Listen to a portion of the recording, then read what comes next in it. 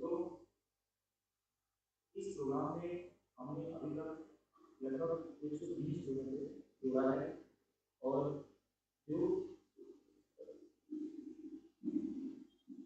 हमारे साथ अगले 10 दिन तक ट्रांसलेशन एंड इंटरकल्चरल कम्युनिकेशन अनुवाद और सांस्कृतिक ऑपरेशन विभिन्न विषयों पर विचार करेंगे। मैं सबसे पहले अपने गेस्ट को आमंत्रित करूंगा कि वो मंच पे आए। सबसे पहले वंदना मैम जो इस वक्त की अध्यक्षता कर रही हैं, मैं अलीशान कौरव मैम, मैरियम विंचे मैम और प्रोफेसर नवीन सर को मैं अनुरोध करूंगा कि मंच पे आए। और इस प्रोग्राम के संयोजक डॉक्टर गंगा साहब मीरा दत्त से मैं अनुरोध करूंगा कि मंच पर आए। तो हमारे गेस्ट जो इसी कार्यक्रम से तक नहीं पहुंच पाए हैं वो आगे के कार्यक्रम में हमारे साथ जुड़ेंगे। जवाहरलाल नेहरू विश्वविद्यालय के रेक्टर 1 ब्रजेश कुमार पांडे सर और स्कूल की डीन सुभाषी चंद्रन मैम जल्द हमारे साथ प्रोग्राम में जुड़ेंगे। जैसा कि मित्रों आप सभी जानते हैं कि अनुवाद का भाषा और संस्कृति के साथ बहुत गहरा संबंध है। यह कार्यक्रम 15 मिनट देर से शुरू हो रहा है, तो मैं बिना किसी देरी के सबसे पहले हमारे गेस्ट का स्वागत करें। स्वागत के लिए हम सबसे पहले सोनू सैनी सर से अनुरोध करेंगे कि वो कमेंटो देकर स्वागत करें। इसको स्वागत करें।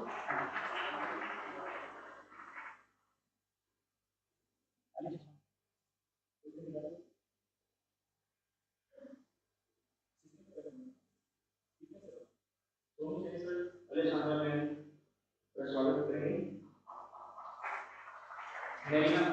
मेरीना मैम, मैं डॉक्टर मलकान सर से अनुरोध करूंगा कि वो हमारे गेस्ट मेरीना जी मैम का कमेंटो देकर स्वागत करें। मैं अरिहंत सर से अनुरोध करूंगा कि वो वंदना मैम का कमेंटो देकर स्वागत करें।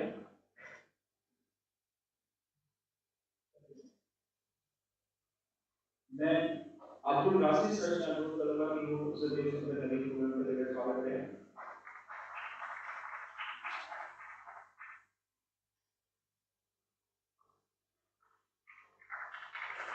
Thank you. अब मैं प्रोफेसर देश में नवीन सर से अनुरोध करूंगा कि वो आए और स्वागत वक्तव्य के साथ साथ बीज वक्तव्य देने का प्रश्न करें।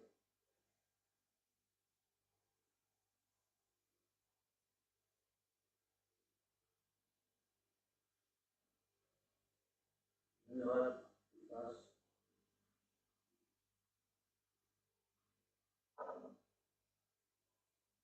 इस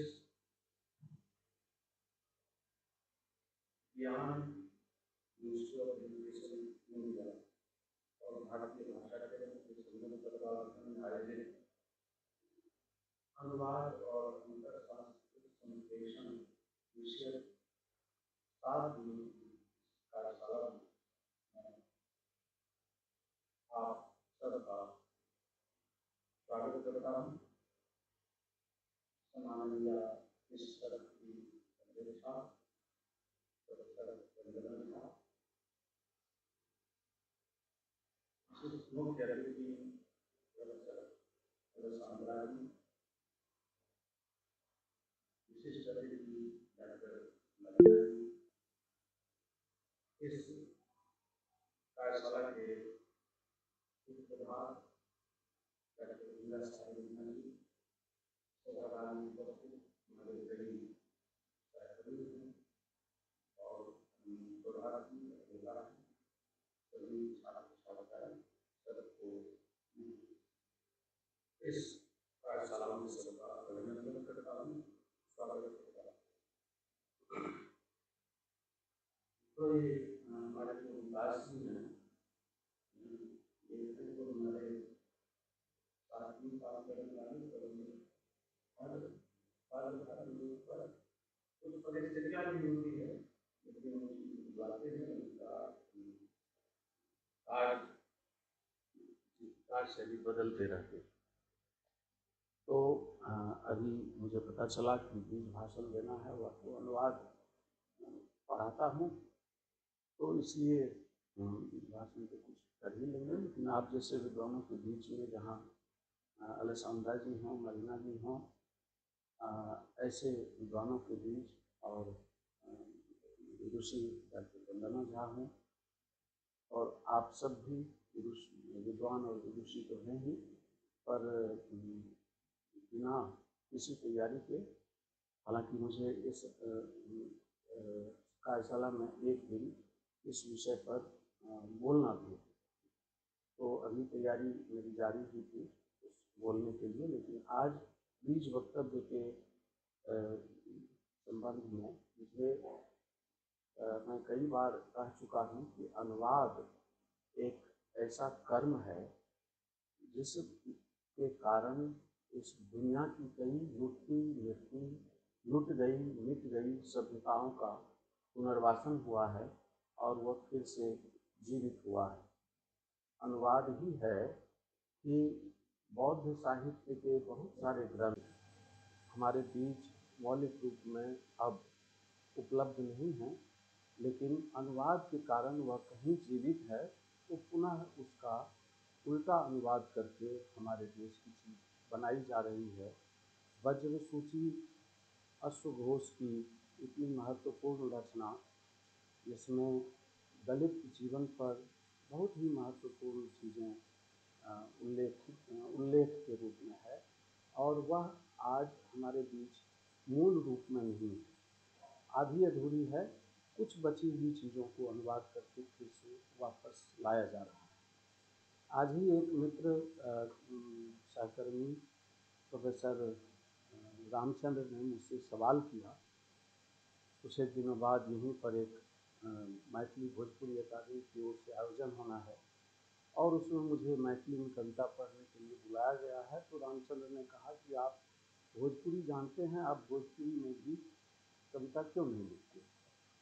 तो मुझे याद आया कि आज से लगभग 35 साल पहले एक बार नागार्जुन से मुलाकात हुई, उनके साथ बैठकर बातचीत कर रहा था, और नागार्जुन ने कहा कि कुछ बंगला कविताएं लिखनी हैं, इसलिए मुझे कलकत्ता जाना होगा। यह बात पटना में हो रही थी, और मैंने कहा कि बाबा, जब आपको बांग्ला आती है तो ये आज से 35 वर्ष पहले की बात थी, आप लोगों को यदि बहुत व्यवस्था ना हो तो ये समानांतर संवाद न करें, बैठ जाएं, इधर कुछ कुर्सियां खाली है, आइए आप लोग बैठिए।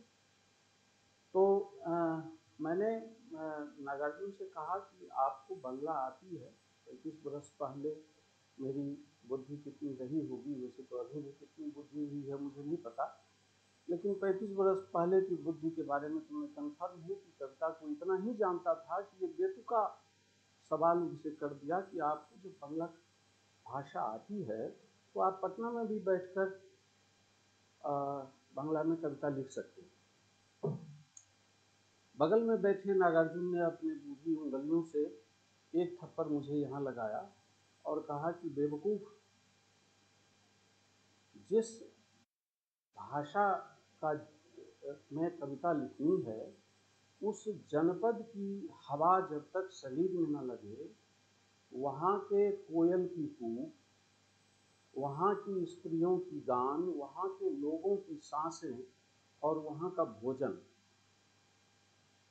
जब तक न चखें और उस वातावरण में न जीवित रहें, पास पड़ोस में बच्चों के खेलने में उस भाषा की बात ना आती हो, तब तक उस भाषा की कविता नहीं लिखी जा सकती।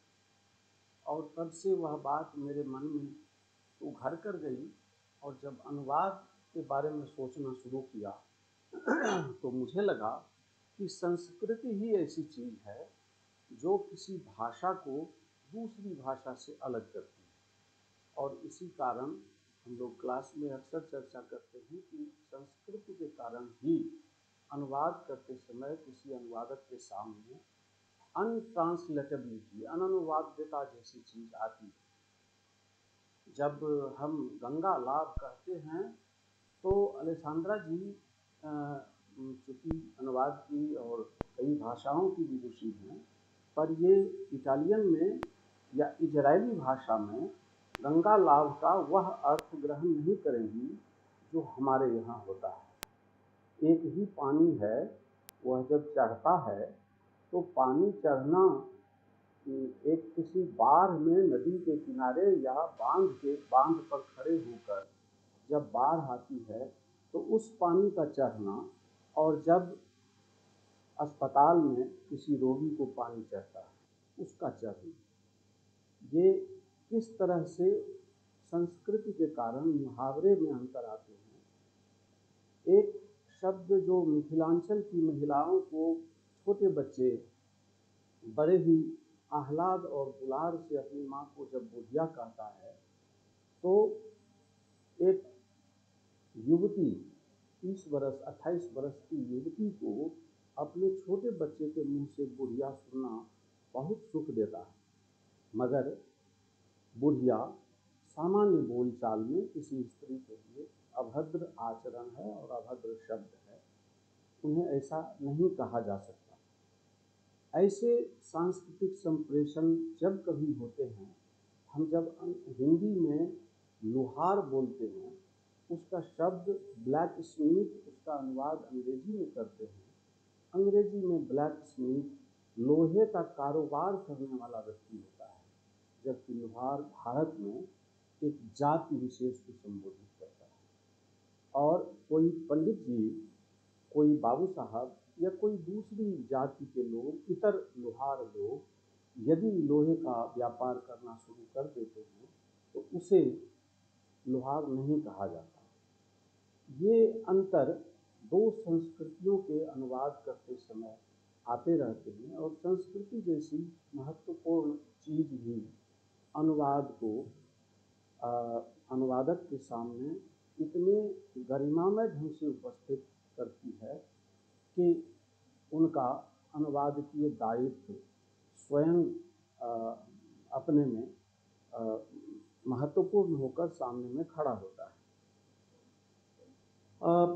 जब कभी कोई अनुवादक, मैं मूल लेखक के बारे में भी यही कहता हूँ, और ये जब कोई अनुवादक या कोई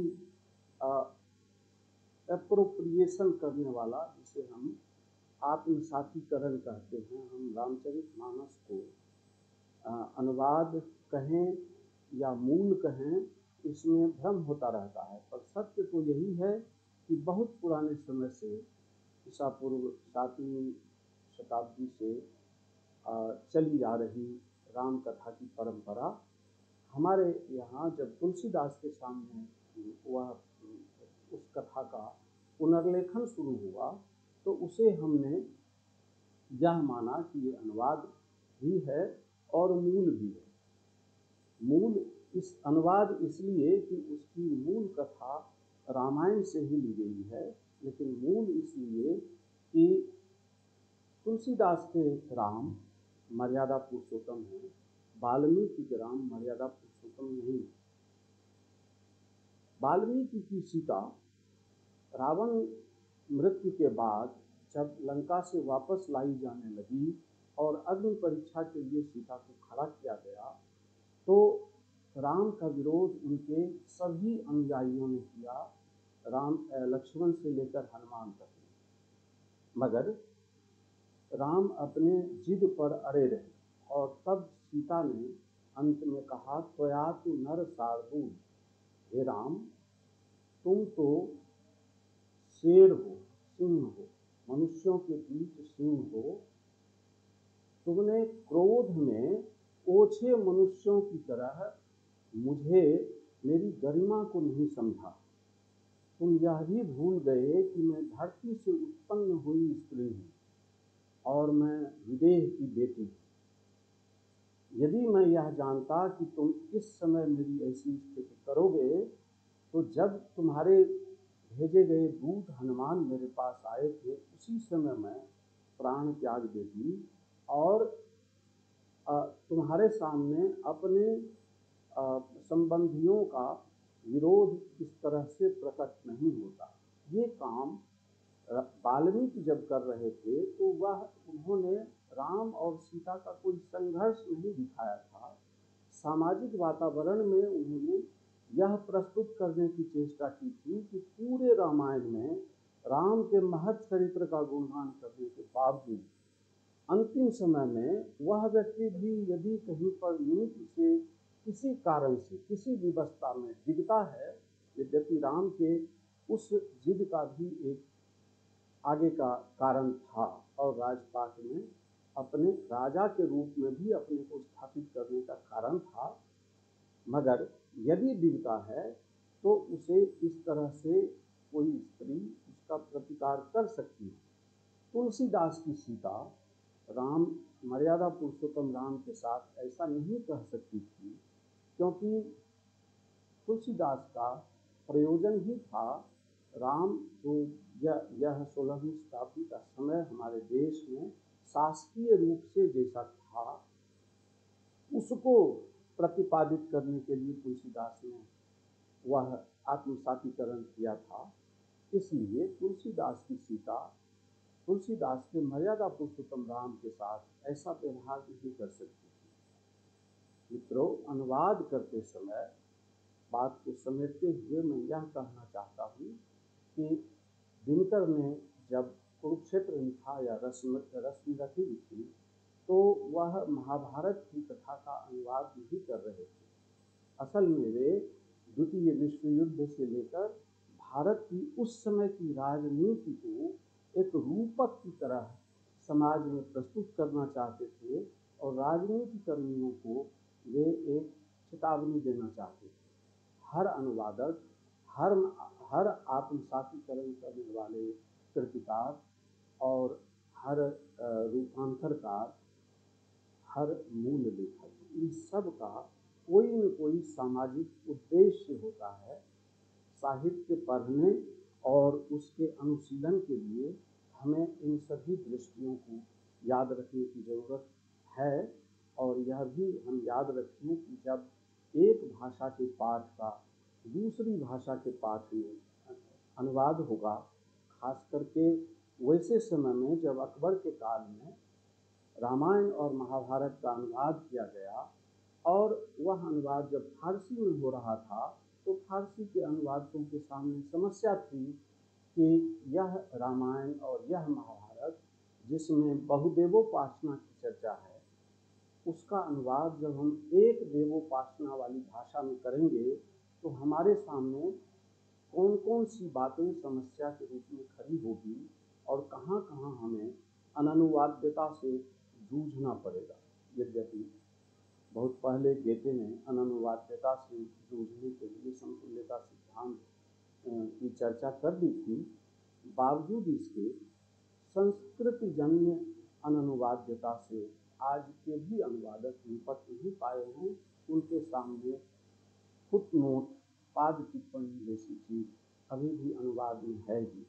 आगे के 7 दिनों में, जैसा कि विकास ने कहा आप सबसे, कि 120 के आसपास बड़े बड़े विद्वान, बड़े बड़े अपने हिस्से के शीर्षस्थ लोगों को संपर्क किया गया है। उन सब की बातचीत आप सुनेंगे, चर्चा में शामिल होंगे। यहाँ कोई भी व्यक्ति भाषण नहीं दे सकता, आप सभी पढ़े लिखे लोग हैं। हम दोनों के संवाद से यदि कोई अच्छी बात अनुवाद और अंतर सांस्कृतिक संप्रेषण के लिए निकल जाए तो यही इस संगोष्ठी की सफलता होगी। मैं इस संगोष्ठी के आयोजन में लगे हुए अपने सभी शोधार्थियों, सभी विद्यार्थियों को बधाई देता हूँ, धन्यवाद देता हूँ। और गंगा जी और कहें तो मैं भी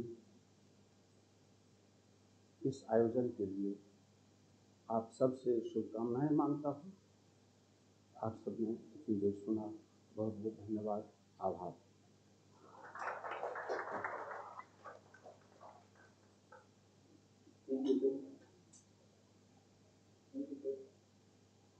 जैसा कि मैंने आपको बताया कि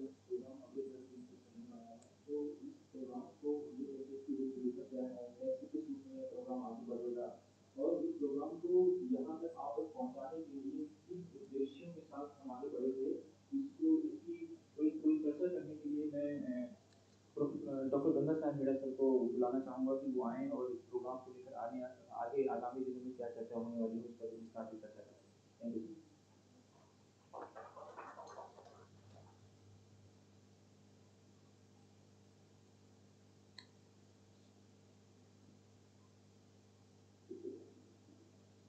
नमस्कार, आप सभी का इस 10 दिवसीय ज्ञान कार्यक्रम में हृदय से स्वागत है।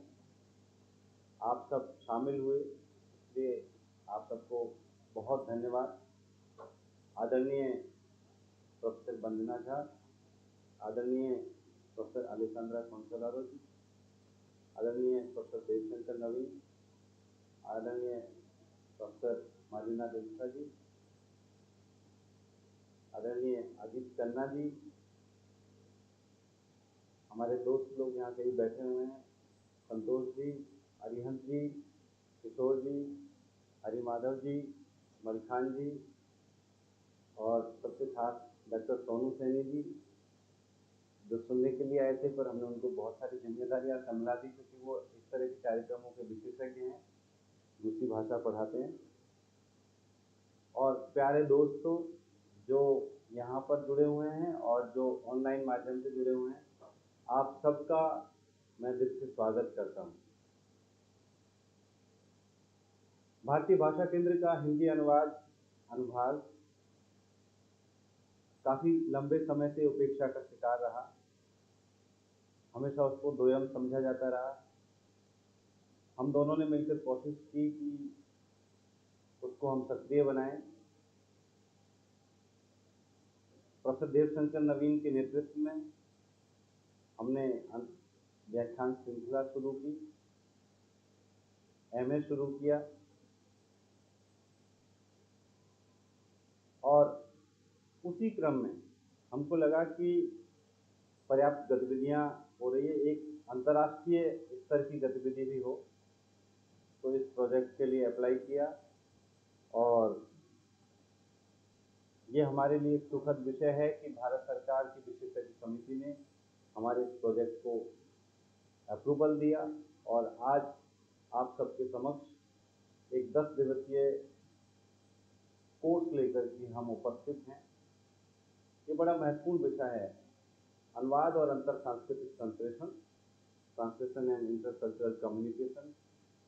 मैं सोचता हूँ कि अगर अनुवाद नहीं होता तो दुनिया के अलग अलग समूहों के लोग आपस में मिलकर के कैसे बात करते, कैसे दुनिया आगे बढ़ती। शायद हम एक दूसरे के बारे में अनंत पूर्वाग्रहों से ग्रसित रहते हैं, अभी भी हैं, लेकिन धीरे धीरे हम दूसरे को जानते हैं और उन पूर्वाग्रहों को कम करने लगते हैं। अनुवाद ने दुनिया की हजारों संस्कृतियों के बीच सेतु का काम किया, उनको जोड़ने का काम किया, एक दूसरे को समझने का मौका दिया, उन संस्कृतियों को संरक्षित करने का काम किया। भारत में देखिए, भारत में भी सैकड़ों संस्कृतियां हैं, अनुवाद के माध्यम से उनके बारे में हम जानते हैं और एक समावेशी भारत जो आप और हम हर व्यक्ति बनाना चाहता है, अपने अपने तरीके से जो समावेशी भारत बनाना चाहता है, वो समावेशी भारत बिना अनुवाद के या उससे भी आगे बढ़ गई समावेशी दुनिया, वो बिना अनुवाद के शायद संभव नहीं। इसी बात को लेकर, इसी सवाल को लेकर हमने एक विषय चुना और इस पर अपना प्रपोजल बनाया और उस विषय को कुछ हिस्सों में बांटा है। कुछ लोगों को वो ईमेल के माध्यम से, कुछ लोगों को हार्ड कॉपी में मिल गया, कुछ लोगों को अभी मिल जाएगा कि अगले 10 दिन तक हम क्या क्या किन विषयों पर किन विद्वानों को सुनेंगे। हमने कोशिश की है कि इस विषय का कोई भी पक्ष अछूता ना रहे, तमाम पहलुओं पर हम बात करें। मुख्य विचारक के तौर पर प्रोफेसर अलेसांद्रा कॉन्सोलारो जी है, जो तुरीन विश्वविद्यालय इटली में प्रोफेसर हैं और उन्होंने बहुत सारी भारतीय पुस्तकों का अनुवाद किया है, दुनिया की दूसरी किताबों का अनुवाद किया, अनुवाद का व्यापक अनुभव है और अनुवाद चिंतक के रूप में ख्यात हैं पूरे यूरोप में। आपका मैं हृदय से स्वागत करता हूं कि आपने हमारे इस प्रस्ताव के लिए सहमति जताई और आप यूरोप से चलकर यहाँ इस कार्यक्रम के लिए आई।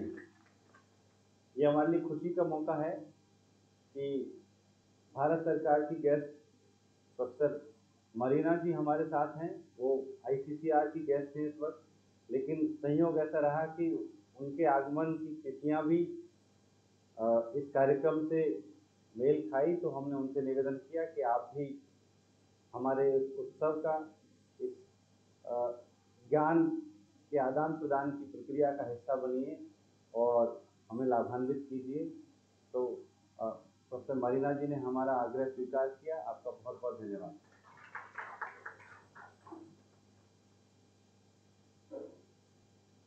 इस कार्यक्रम को यहाँ तक पहुँचाने में निश्चित तौर पर हमारे सभी बड़ों का योगदान है, खासतौर पर हमारी चेयरपर्सन प्रोफेसर वंदना झा, उनका हमेशा समर्थन रहा है और मैं आशा करता हूं कि उनके नेतृत्व में आने वाले 2 वर्षों में हम ऐसे बहुत सारे कार्यक्रम करेंगे, लगातार करते रहेंगे। साथ में डीन मैम शायद कुछ देर में आएंगी, वो कुछ एक मीटिंग में व्यस्त हैं, उनका भी हमेशा हमको समर्थन मिलता रहा है।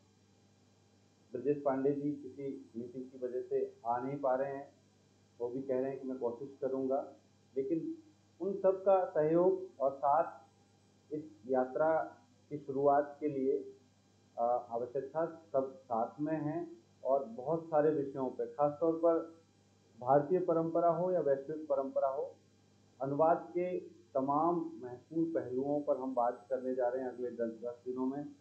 और हमारे साथ जेएनयू के अनुवाद पर काम करने वाले लोग विशेषज्ञ के तौर पर रहेंगे, साथ में जेएनयू के बाहर के विशेषज्ञ हमारे साथ रहेंगे। उन सब से जो उनकी विशेषज्ञता का क्षेत्र है उसके बारे में हम जानेंगे। इस यात्रा में आप सब लोग जिन्होंने देश भर के अलग अलग हिस्सों से इसमें रजिस्ट्रेशन किया है और हमारे साथी बनना स्वीकार किया है, आप सबका बहुत धन्यवाद। हम इसमें हर पहलू को छूने की कोशिश करेंगे। इसका प्रारूप ये रहेगा कि रोज हम 2 बजे मिलेंगे और एक व्याख्यान चाय से पहले होगा, फिर चाय होगी और दूसरा व्याख्यान चाय के बाद, और हर व्याख्यान के बाद बातचीत के लिए अवसर रहेगा। आप अपनी जिज्ञासाओं के साथ आएँ और हमारे विशेषज्ञों से संवाद करें, ताकि हम अनुवाद और अंतर सांस्कृतिक संप्रेषण की प्रक्रिया को सार्थक और सफल बना सकें। एक बार पुनः मैं आप सबका स्वागत करता हूं और अपनी गरिमामय उपस्थिति से इस कार्यक्रम को सफल बनाने में हमारी मदद करें। आप सबका बहुत बहुत धन्यवाद, विशेष तौर पर मेरे उन साथियों का जो लगातार कई दिनों से लगे हुए हैं इसको सफल बनाने में।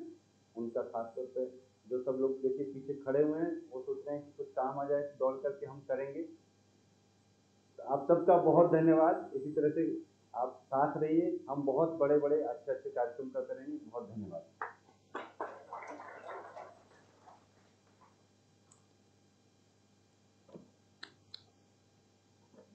Thank you sir, thank you sir. इस उद्घाटन सत्र की अगली कड़ी में प्रोफेसर आलोचना करूँगा कि वो आएँ और कुछ बातें जो जिस उम्मीद के साथ वो हमारे प्रोग्राम से जुड़ी हैं और कैसे ये प्रोग्राम को आगे बढ़ेगा उसको लेकर के बातचीत करेंगे।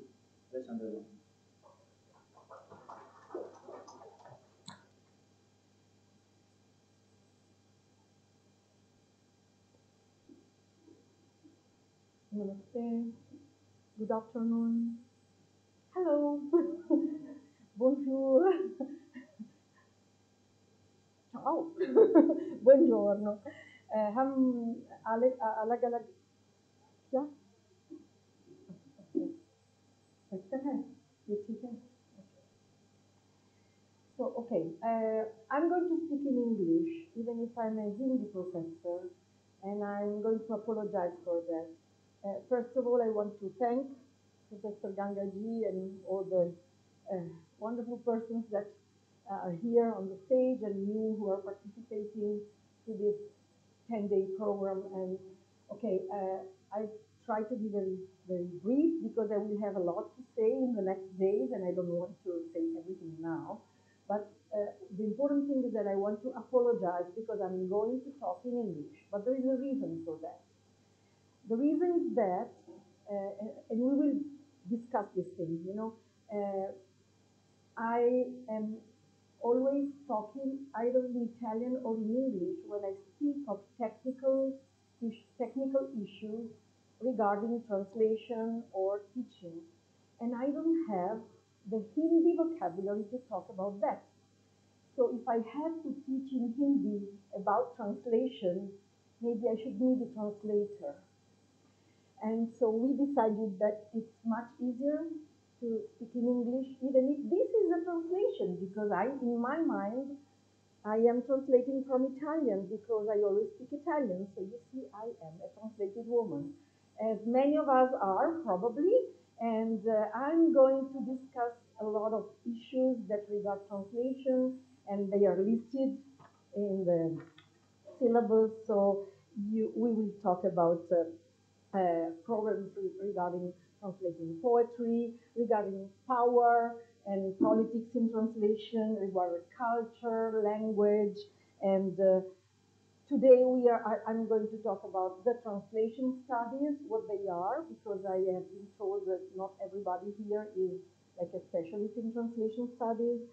And but the most important thing is that I am a translator, and I am really interested in like sharing with you part of my experience, because the role of the translation is something that I live in my life every day.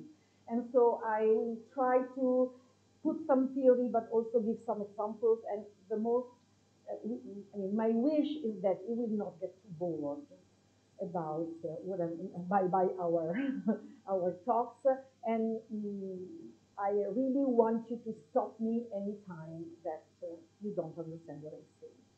और यदि मैं ये कर सकूंगी हिंदी में भी दो एक बात कर सकती हूँ, लेकिन आमतौर पर मैं अंग्रेजी में बोलती हूँ. So I don't want to add too many things apart from the fact that this is an exchange, because now I'm here and I'm really very honored, and I'm proud of being here for such an important program. But I'm very glad that Professor Gangaji is coming to Turin in a few months. So he will be in the same position in a few months, and so we will laugh about that, we will see. And because he will have to teach to Italian students. So this is something that maybe he's not very used to. Okay, so yeah, I think this is really a very interesting experience, because in Italy, most of the translation studies are done in English departments, in Department of English Studies. And I know that here we have a very mixed audience, and I'm really excited about the questions that you will raise, and all the issues that we will touch. So I wish us all a very good job, and I'm really looking forward to like meeting you every day for the next 10 days. Thank you.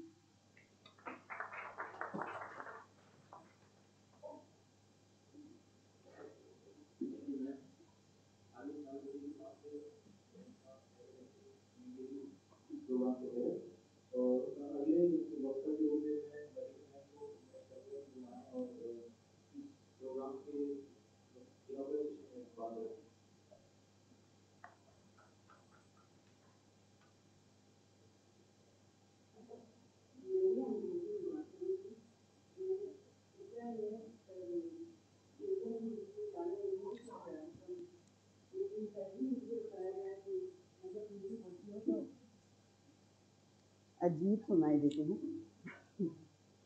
इसलिए मैंने निश्चय किया कि अंग्रेजी में बात करूँगी. नमस्कार. It is a great honor to be here today at the GNU for the inauguration of this important seminar. I extend my heartfelt gratitude to the organizers, especially Professor Brajesh Kumar Pandey, Professor Shobha Shivasankaran, Professor Bandana Jha, Professor Deo Shankar Naveen, and Dr. Gangasai Meena as well as the students who helped make this event possible. I am also deeply grateful to the ICCR for inviting me as an academic visitor and enabling this valuable academic exchange. Thank you all for your warm welcome, for allowing me to speak, and for the opportunity to be part of this gathering. As an academic from Israel with a background in both German and Russian, I have always been keenly aware of the complexities of language and culture. Each language I have encountered, whether spoken at home, studied in books, or used in scholarship, carries its own way of seeing the world, and yet translation allows us to transcend these boundaries, to build bridges between people, and to foster deeper understanding. Translation is more than the act of converting words from one language to another. It is a dialogue between civilizations, a medium through which ideas travel across time and space. It is through translation that we access the wisdom of past generations, the beauty of world literature, and the nuances of diverse traditions. Yet translation is not just about language, it is about meaning. Every language structures reality differently, and often no two words are truly equivalent. A translator is not merely a linguistic mediator, but a cultural interpreter, tasked with conveying not just words, but entire worldviews. Intercultural communication, similarly, is not simply the exchange of information, but a process of negotiation, one that requires sensitivity, openness, and the willingness to step into another's perspective. In a world where misunderstandings often arise from cultural differences, translation plays a crucial role in fostering empathy and mutual respect. India, with its vast linguistic cultural diversity, is a living testament to the power of translation and intercultural dialogue. It is here that multiple languages, traditions, and ways of thinking have coexisted, influenced, and enriched one another for centuries. As scholars, educators, and thinkers, we must continue to encourage translation, not only as a technical skill, but as a means of deepening cross-cultural understanding. In an era of globalization, where interactions between cultures are more frequent than ever, the need for nuanced and responsible translation has never been greater. It is through this endeavor that we uphold the spirit of inclusivity, ensuring that no voice, no culture, and no knowledge remains inaccessible. I look forward to the insightful discussions that will unfold during this seminar, and once again, I thank you all for this opportunity. धन्यवाद.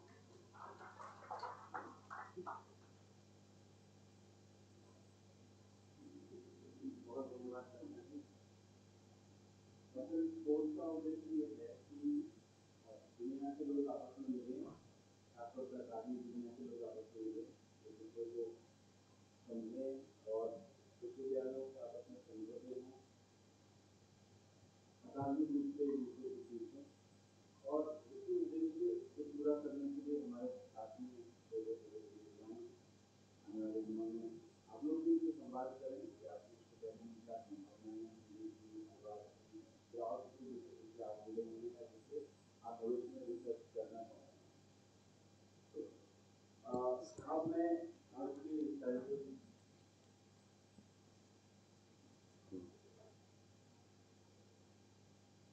मैं अध्यक्षीय वक्तव्य के लिए हमारे centre of Indian languages के अध्यक्ष professor बंदना झा जी को बुलाऊंगा। मेरे और कई साथी जुड़े हुए जिनका नाम नहीं ले पाया मैं, डॉक्टर ऋषि कुमार शर्मा जी, हरि माधव जी का मैं याद नहीं करता। आप सबका भी बहुत बहुत स्वागत है। राशिद सर, हाँ, आपका बहुत स्वागत है इस कार्यक्रम में, और आदरणीय बंदना जी।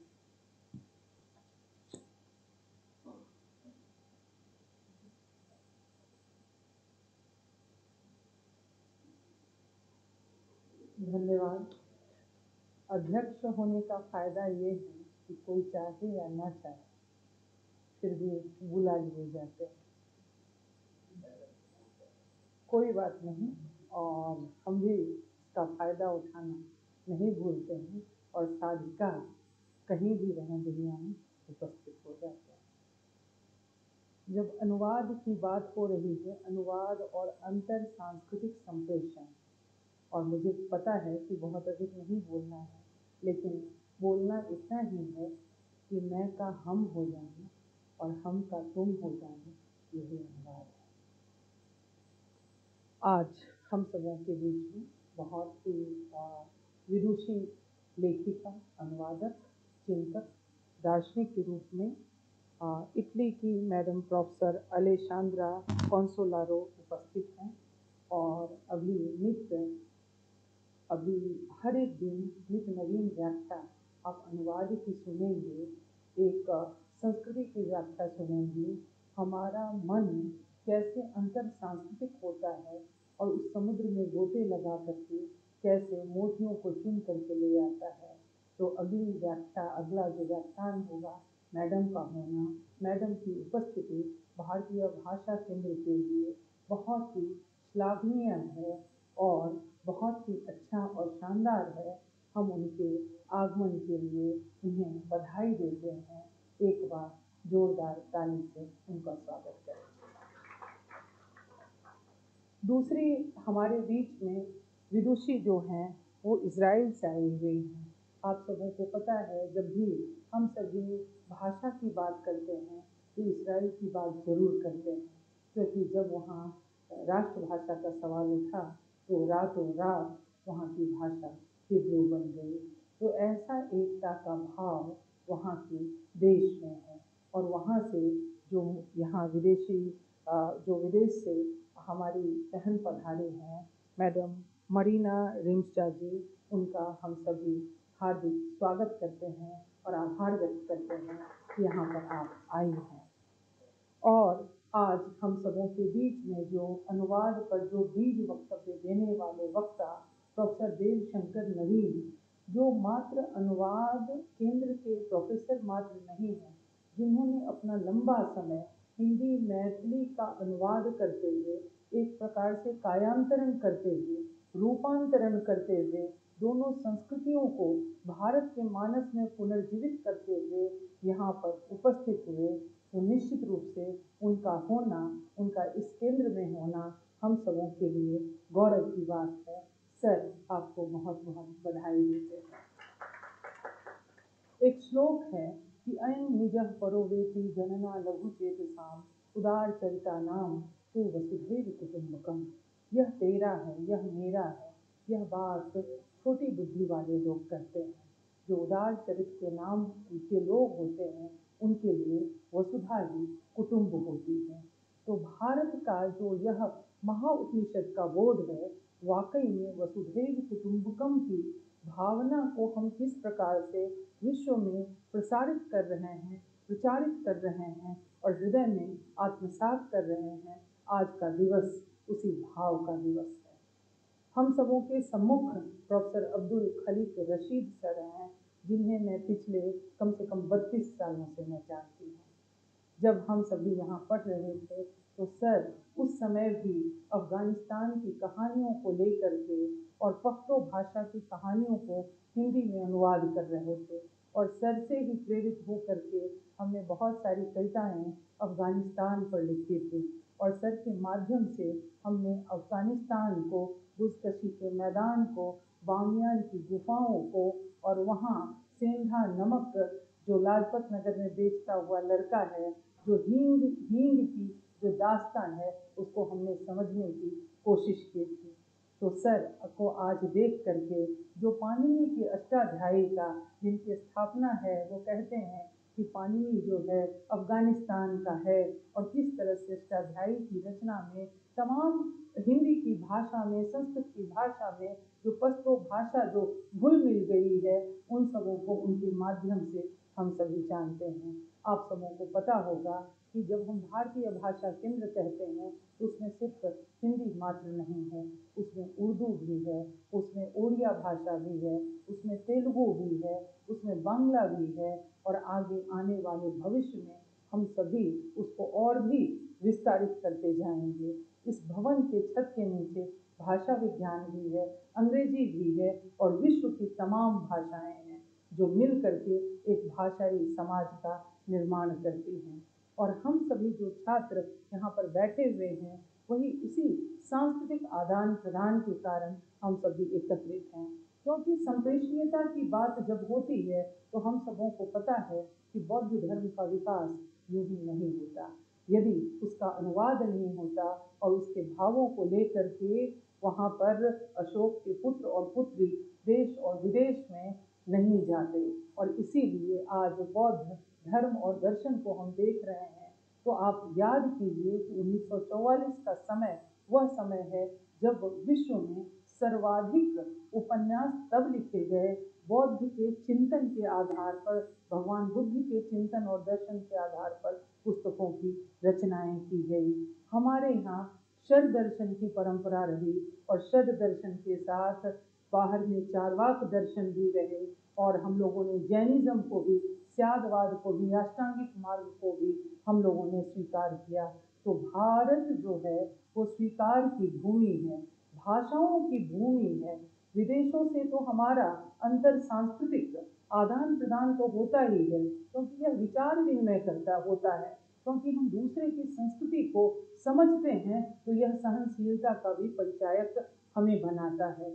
हम सहनशील भी होते हैं, हम धैर्यवान भी होते हैं, दूसरे के सामाजिक परिवेश को भी हम समझ पाते हैं। क्योंकि आज एक ही जगह मैं व्याख्यान दे रही थी तो हमने कहा न जैक को हम लोगों ने देखा, न जिल को देखा, जहाँ हम रहते हैं वहाँ जिल भी नहीं था, तो फिर कैसे जैक एंड जिल की कविता समझते। लेकिन वहीं मछली जल की रानी है, जीवन उसका पानी है, उसको इसलिए समझ सके कि जिस प्रदेश से हम सभी थे तो वहाँ पर इस तरह का वातावरण था। तो जब हम अनुवाद करते हैं तो दूसरे देश की भौगोलिकता का, उसकी सामाजिकता का, उसके सांस्कृतिकता का, उसके कॉग्निटिव एस्योरेंस का, इन सारी चीज़ों का, उसके सेमियोटिक्स का, उसके सेमेंटिक्स का, उसके ग्लॉसरी का, उसके तमाम चीज़ों का हम सभी वर्णन करके उस देश की व्यापकता को हम समझते हैं। हमारे यहाँ सर मैथिली का उदाहरण दे रहे थे, मैं एक छोटा सा उदाहरण दे के अपनी बातों को समाप्त करूँगी। मैथिली में यदि आप किसी को पसंद नहीं करते हैं कि कोई आए या ऐसी कोई बात हो जाए, तो हम लोग कहते हैं कि आने दीजिए, मखान के पत्ते से मुंह पोंछ लेंगे। लेकिन यह मखान के पत्ते से मुंह पोंछना दूसरा व्यक्ति नहीं समझ पाएगा, मिथिला का ही समझ पाएगा, क्योंकि मखान के पत्ते के नीचे कांटा होता है। और जब हमें कोई व्यक्ति स्वीकार नहीं है या किसी प्रकार से वैमनस्य है, तो हम जब कहते हैं कि उसका मखान के पत्ते से मुंह पोंछ देंगे, तो इसका मतलब होता है कि उसकी उपस्थिति हमें बहुत ही प्रिय नहीं है। इसी प्रकार से आप सबों को पता है कि इंग्लैंड में काऊ जो है, हमारे यहाँ भारतवर्ष में काऊ क्या है, यह तो गाय है, यह सीधेपन का प्रतीक है। लेकिन जब हम काऊ कहते हैं इंग्लैंड वासियों के सम्मुख, तो एक विकेड पर्सनैलिटी का जिक्र होता है, इसलिए वहाँ धूर्तता का, वहाँ पर चालाकी का वह विमर्श बन जाता है। इसीलिए जब हम अनुवाद और अनुवाद के माध्यम से जो अंतर सांस्कृतिक जो हमारा संप्रेषण है, हमारी संप्रेषणीयता कहाँ कहाँ से प्रभावित होती है, कैसे हमें, जैसे कि एक शब्द हम सिंदूरदान लेते हैं, तो सिंदूरदान का कंसेप्ट जो है वो मात्र विवाह नहीं है, क्योंकि हम सबों को पता है कि सप्तपदीय से हो करके सिंदूर ले करके पूरे वैदिक परंपराओं ऋचाओं के गायन के साथ 7 जन्मों की जो कसमें और वादे हम लेते हैं और उसके बाद सिंदूरदान करते हैं। तो आपको जब भी सिंदूरदान की व्याख्या करनी होगी और इसी प्रकार से भारत की या विदेश में जो उसकी जो सांस्कृतिक विरासत है उसकी व्याख्या करनी होगी, तो आपको नोटिंग लगाना होगा, आपको फुटनोट लिखना होगा और आपको उस संस्कृति का आभास करना होगा, आपको जाना होगा। आज भारत बहुत महत्वपूर्ण एक मुहाने पर खड़ा है। पहले लोग भाषा सीख करके भारत में आते थे, आज पहले भारत में आते हैं फिर भाषा सीख करके जाते हैं। आज हमारी ग्लोबल वर्ल्ड में पहुंच बढ़ चुकी है, क्योंकि यदि ऐसा नहीं होता तो ऐसे ही एशियाटिक सोसाइटी की स्थापना नहीं होती। ऐसे ही भरत मुनि के नाट्य शास्त्र को ब्रजवल्लभ मिश्र जिस तरह से खोज करके उन्होंने एकत्रित किया, ऐसे ही हरमन याकोबी और फिशर जैसे विद्वान नहीं होते जिन्होंने अभ्रंश की पूरी परंपरा को खोजा और उसको एक एक साथ कंपाइल किया, क्योंकि विश्व को पता था हमारे शोपेनहावर को ऐसे ही नहीं होता। आप छांदोग्य उपनिषद हो, चाहे बृहदारण्यक उपनिषद हो, भारत हो या विश्व का कोई भी कोना, हर जगह उसकी उपस्थिति को समझा जा रहा है, महसूस किया जा रहा है। गीता के न जाने कितने अनुवाद हुए। यदि हम बात करें तो आप देखें कि बाइबल के कितने हजारों अनुवाद हुए और भिन्न प्रकार से हुए। हमारी जो ख्याति है, पूर्वजों की जो परंपरा है, इस कॉस्मोस की जो विशिष्टता है और जो हमारा इंटरकल्चरल रिलेशन है, जो सांस्कृतिक, सामाजिक, राजनीतिक जो हमारी विरासत है, और वाकई में आज बात करें जब हम ट्रांस नेशनलिज्म की बात कर रहे हैं, उसमें जो हमारी इस विरासत की बात है, ऐसे समय में जब हमारे छोटे भाई गंगा सहायक मीना जी जब इस तरह का आयोजन कर रहे हैं और आप जैसे विशिष्ट साथियों को साथ लेकर के शोध परक विचार के माध्यम से आ रहे हैं, तो निश्चित रूप में यह बहुत ही इसकी आवाज़ दूर तक सुनाई देगी, क्योंकि हम भारत के लोग हैं जहां अभी भी 1500 से अधिक भाषाएं जीवित हैं। 22 भाषाएं तो हमारी अष्टम अनुसूची में दर्ज है और अनेक भाषाएं ऐसी हैं जिसके बोलने वाले कई लाख लोग हैं, कई हजार लोग हैं। एक कुनबे में अलग है, दूसरे कुनबे में अलग है। अक्सर हम कहते हैं कि जब हम आसाम की बात करते हैं तो विष्णुप्रिया, सिलेटी, कोक बोरक में से न जाने किन किन चीज़ों का हम जिक्र करने लगते हैं।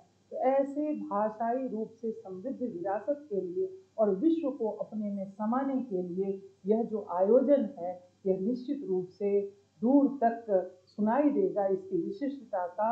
और मैं आप सभी जो लोग आए हुए हैं, मैं उन्हें बधाई देती हूँ और गंगा सहाय मीना जी को पुनः पुनः धन्यवाद और बधाई देती हूँ, क्योंकि यह अनुवाद सेंटर है जो रुकता नहीं है।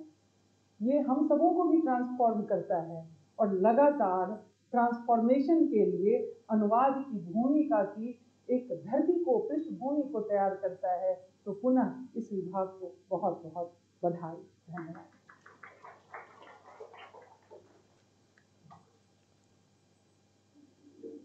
बहुत धन्यवाद मैम।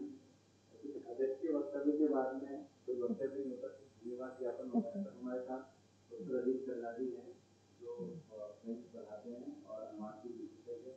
हम सबसे रिक्वेस्ट करते हैं कि इस मौके पर पेश करें।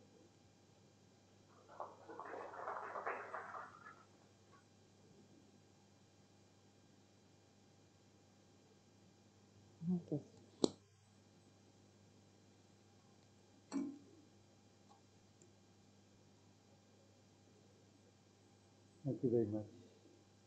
I never expected this sudden invitation on the spot. Anyway, since this is my bread and butter, I wouldn't be scared of sharing some of my thoughts as a translator, not a professional translator, but as a passionate translator. मैं भी हिंदी में बोलना चाहता हूँ, लेकिन बहुत कठिन है. Because as Professor Alessandra correctly said, whatever I'm speaking, I'm translating from my mother tongue, my father tongue. So I'm a translated human being. I'm reminded of Gayatri Spivak, a famous statement: translation is the most intimate act of reading. When I translate, I surrender to the text. So it's not a recent phenomenon. That translation goes back to 8th century. Sir would know, Rashid Sir. There was a Baghdad translation movement in 754 AD, headed by Caliph An-Mansur. He instituted a translation study center. Can you believe, guys, in the 8th century AD? So this goes back to biblical time. The first person who translated the Bible from Hebrew to English was burned to death That was the kind of movement that they had. You know, Bible was considered to be sacred and it is untranslatable because it's God's message. So this guy translated it, and that was considered to be blasphemous, a taboo. So he was burned to death, and while his body was being burned, a priest goes there, and then he removes his hand and shows, look what has happened to this translation. This is what will happen if you try and translate a sacred text like Bible. You have come long, long, long way, my dear friends. If there is no translation, I don't think I will ever have got this job in jail. Hindi, of course, is national language. Official language is not a national language. It's a dominant language. Few centuries ago, it was Farsi. Few centuries before, it was something else, as Sanskrit or Pali.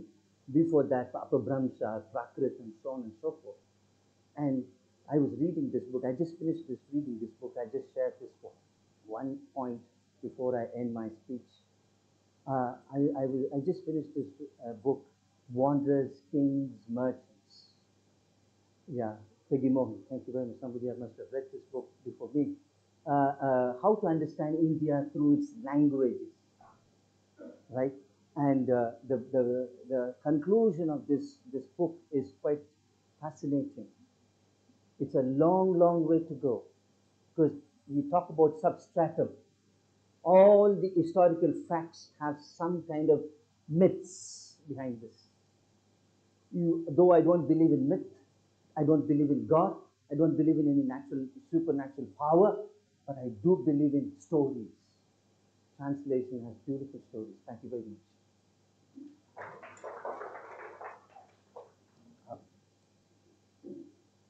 Thank you so much sir. अब मैं दो शब्द कहने के लिए Abdul Khalid Rashid sir को invite करता हूँ कि सर आप आएँ और इस विषय पर आपका विशद अनुभव है कुछ हमारे साथ साझा करें।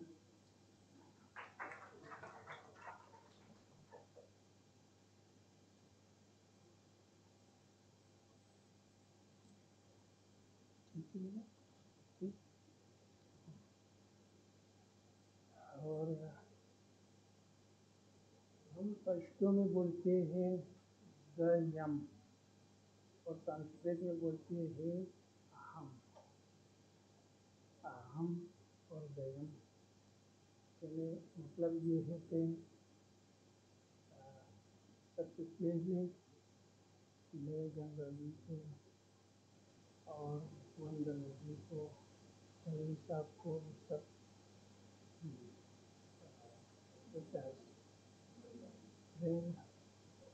जो बाहर से आया है ठीक है, मेहमानों से बधाई देता हूँ कि आपने एक बड़ी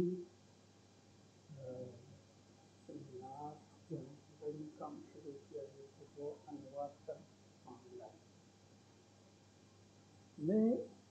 मेरा जो जबान है पश्तो जबान, पश्तो जो वो जबान है जो हम क्लेम करते हैं कि वैदिक अंग जो है उससे लिखा नहीं बोला सबसे पहले, मतलब ये हमारे क्लेम हिस्ट्री का एक पार्ट है। वैदिक सांग जो है वो पश्तो ज़बान में क्रिएट हुआ है क्योंकि वो लोग जो वैदिक सांग को क्रिएट किया है उसका नाम है ऋषि। ऋषि जो है हम वो लोग को बोलते हैं या वो लोग को बोलते हैं कि वो सच बोलते हैं और सच बोलना पश्तो में ही रिश्तिया में ट्रूथ, और वही ऋषि का जो शब्द है अभी तक पश्तो में हम रिश्तिया रिश्तिन जो सच बोलते हैं वो अभी चलता है। इससे उधर मतलब क्योंकि हमेशा इंडिया में और ईस्ट में कॉलोनियल पावर आया है हमेशा दूसरे का जो लैंग्वेज है वो यहाँ डोमिनेट हो गया है और हमारे जो जबान है, परंपरा है, सबको इसका ये सच्चाई इस बात है। इसलिए अभी तो हिंदी संस्कृत के लिए जो वो काम जरूरी था अभी तक हुआ नहीं। इसीलिए पश्तो एक ज़माने में बहुत अहम था, लेकिन इस्लाम आने के बाद उसका रूल जो है पानी का जो है और उससे जो बड़ी बड़ी ज्ञानी थे गोरखनाथ थे और उससे आगे आगे पानी थे, ये सब लोग जो थे वो पश्तो जानते थे, पश्तो बोलते थे। आज अध्याय में जो अभी प्रॉब्लम है हम लोग जानते नहीं। इसके एक मुश्किल ये है कि आप लोग जो है इंडियन स्कॉलर जो है पश्तो नहीं जानते, इसलिए कहते हैं कि इसमें बहुत प्रॉब्लम है। क्या है स्ट्रक्चर, कहाँ से आया, सबसे अहम या ज्ञानी जो वो बनारस यूनिवर्सिटी का ज़माने में वाइस चांसलर भी रह गया है, वो B.S.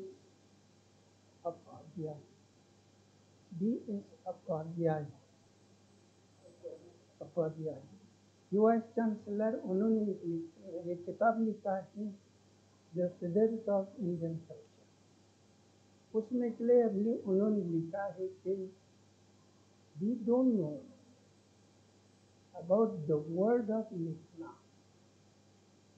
From which source this the word of लिखना एंटर क्लासिक संस्कृत।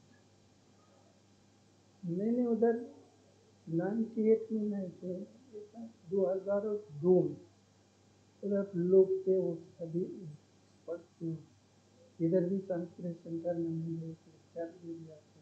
ये सब जो आप जानते नहीं या सोचते हैं कि पश्तो ये कहाँ से आया है, सडनली क्योंकि ये जो है वैदिक संस्कृत में नहीं है, लिखना वाला जो शब्द है वैदिक संस्कृत में नहीं, और सडनली ये क्लासिक संस्कृत में मतलब अचानक। तो ये मैंने इनको मतलब इधर बताया है कि क्लासिक संस्कृत में क्या है, पाणिनि का दौर है, पाणिनि का मतलब है, इसलिए पाणिनि जो थे वो पश्तो जुबान उसका मदर जुबान, और उसके बाद जो है पतंजलि ने 200 साल बाद उन्होंने भी लिखा है। Patanjali was famous on his mother tongue, his mother name Aditi, Aditi वही अदितिया, लेकिन पश्तो में आजकल हम मम्मी को, मदर को अदी बोलते हैं या अदक्की बोलते हैं। ये सब चीज़ जो है यानी कम से कम ये 4000-5000 के आसपास शब्द जो पाणिनि ने मतलब संस्कृत के लिए डेडिकेट किया है, रिप्लेस किया है, उसमें ज़्यादा जो पश्तो है। इसलिए मैं इस बारे में और कुछ नहीं बता, बहुत बातें हैं, क्योंकि पश्तो चेयर जो है 1 साल से हो गया है कि UGC ने बंद किया है, ज़रूरत नहीं देखते। और मैं एक बार फिर गंगा भाई के लिए और सभी मतलब इंडियन डिपार्टमेंट के लिए बधाई देता हूँ, और आप सभी से रिक्वेस्ट थोड़ा सा पश्तो पे फोकस कर लो, क्योंकि अध्याय बिना पश्तो नहीं पढ़ सकते, नहीं एक्सप्लेन कर सकते, इसलिए हम उनसे थोड़ा सा काम कर लें। और मैंने कालिदास को सब ट्रांसलेट अनुवाद किया है। Thank you so much.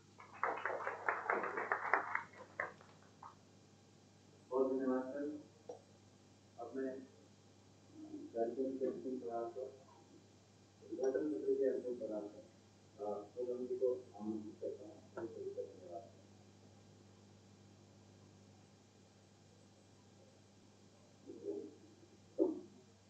आप सभी को मेरा नमस्कार।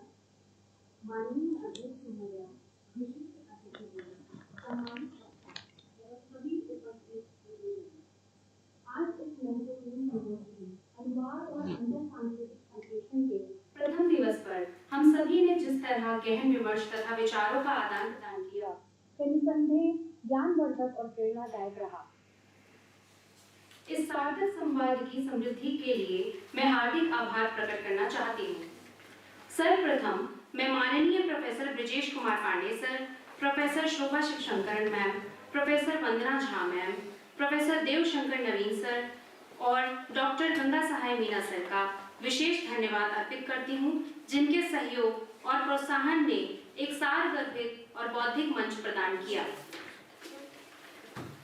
हमारी विशेष अतिथि प्रोफेसर एलेक्सांद्रा पोंसलारो मैम तथा डॉक्टर मरीना रिमशा मैम के प्रति मैं हृदय से धन्यवाद व्यक्त करती हूँ, जिन्होंने अपने विचारों और शोध प्रवृत्तियों से हमें एक नई व गहरी अंतर्दृष्टि प्रदान की। इसके साथ ही मैं प्रोफेसर अजीत सर और प्रोफेसर अब्दुल सर का भी धन्यवाद करना चाहती हूँ, जिन्होंने अपने विचारों से हमारे ज्ञान को समृद्ध बनाया। इसके साथ ही मैं global initiative of academic network ज्ञान तथा centre of Indian languages JNU का हृदय से आभार व्यक्त करती हूँ। अंत में मैं सभी श्रोताओं, प्रतिभागियों और आयोजकों का अभिनंदन करती हूँ, जिनकी सतत ऊर्जा व समर्पण से यह विमर्श इतना प्रभावी एवं सफल बन पड़ा है। आने वाले दिनों में भी इसी गंभीरता और उत्साह के साथ हमारी चर्चाएं आगे बढ़ेंगी। इस विश्वास के साथ मैं पुनः आप सभी का धन्यवाद ज्ञापित करती हूँ। धन्यवाद।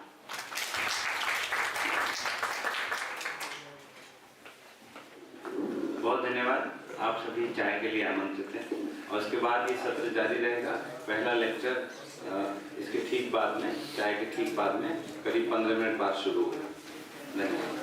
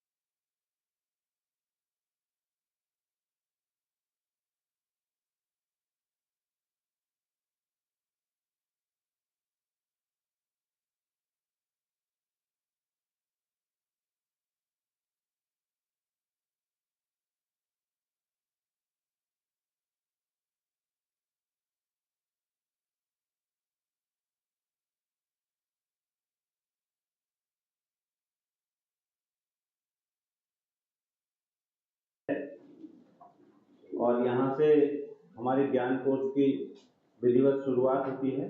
ये पहला लेक्चर है और जिस सवाल से अनुवाद अध्ययन के विद्यार्थी तो टकराते ही रहते हैं, दूसरे विद्यार्थी भी टकराते हैं कि अनुवाद और अनुवाद अध्ययन का महत्व क्या है, अनुवाद और अनुवाद अध्ययन के क्षेत्र कौन से हैं। इन सब विषयों पर एक विशद व्याख्यान के लिए जो ज्ञान कोर्स का पहला व्याख्यान है, प्रोफेसर अलेक्सांद्रा पोंसलारो जी हमारे साथ हैं। मैडम का एक बार फिर से हम स्वागत करते हैं। और अब हम सुनते हैं translation studies and its importance. Madam.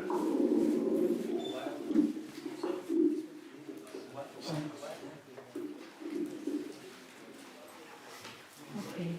Puna, namaskar. Thank you for coming back after the tea break. And so I want to talk about the translation studies and its importance because I was told that not everybody here is a student of translation studies, and I thought that maybe it's good to have an introduction to this discipline. And I will try to be as clear as possible. If anything is not clear, please raise your hand, stop me, ask, and I will try to explain better, okay?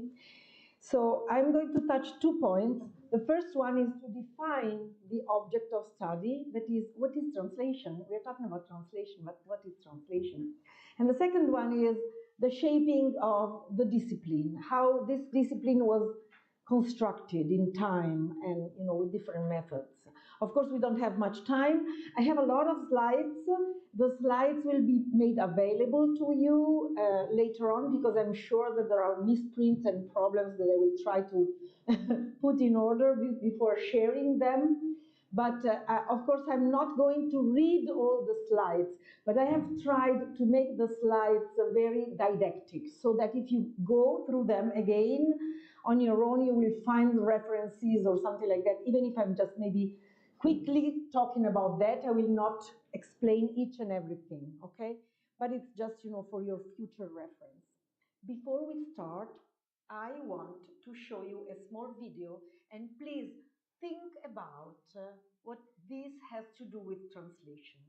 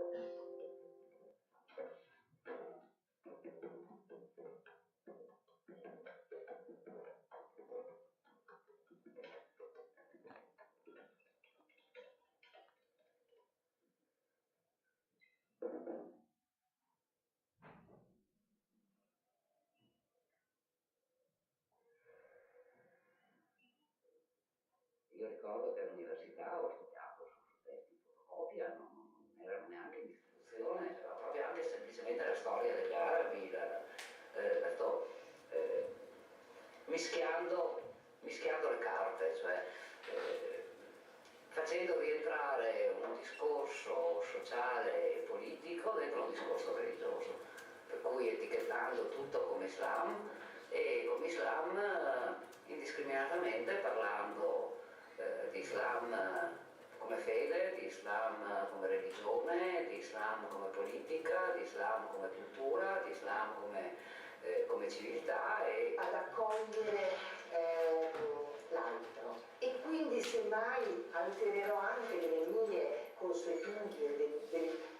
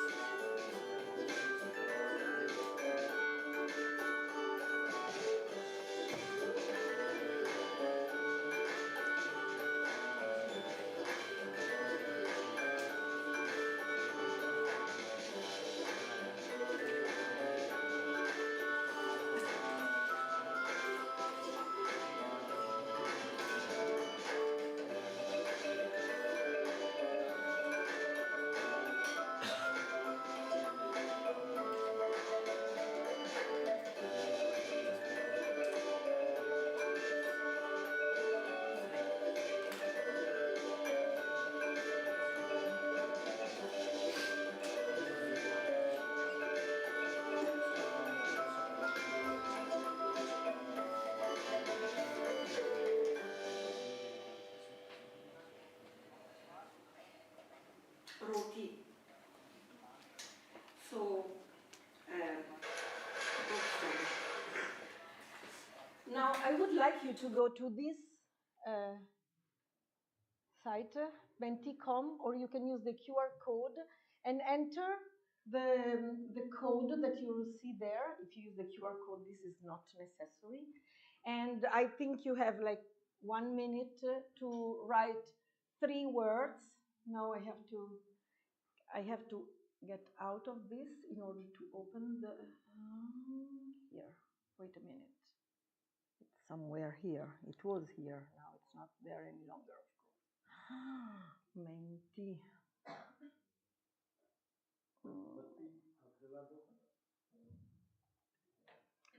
So you please go to this website. Okay.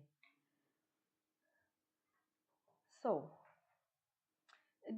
can you see the QR code? Could you now just if you enter your replies, we could see your replies immediately on the screen, apparently, if it works.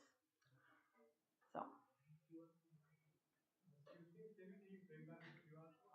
yes, sure.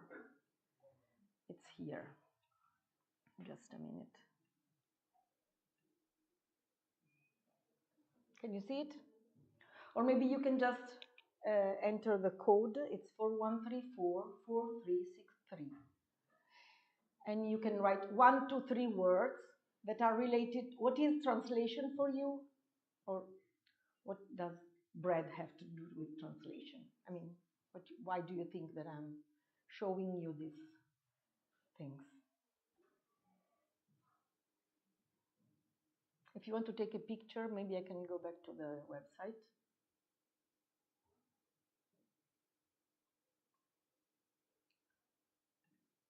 Okay, so we are starting to have the replies, and this is very nice. Can you see them? Oh, that's great.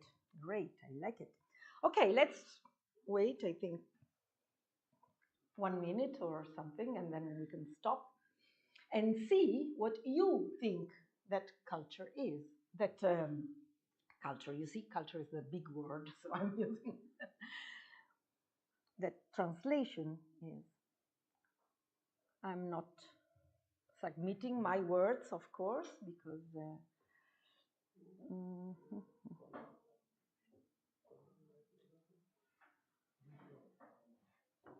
wow, getting interesting.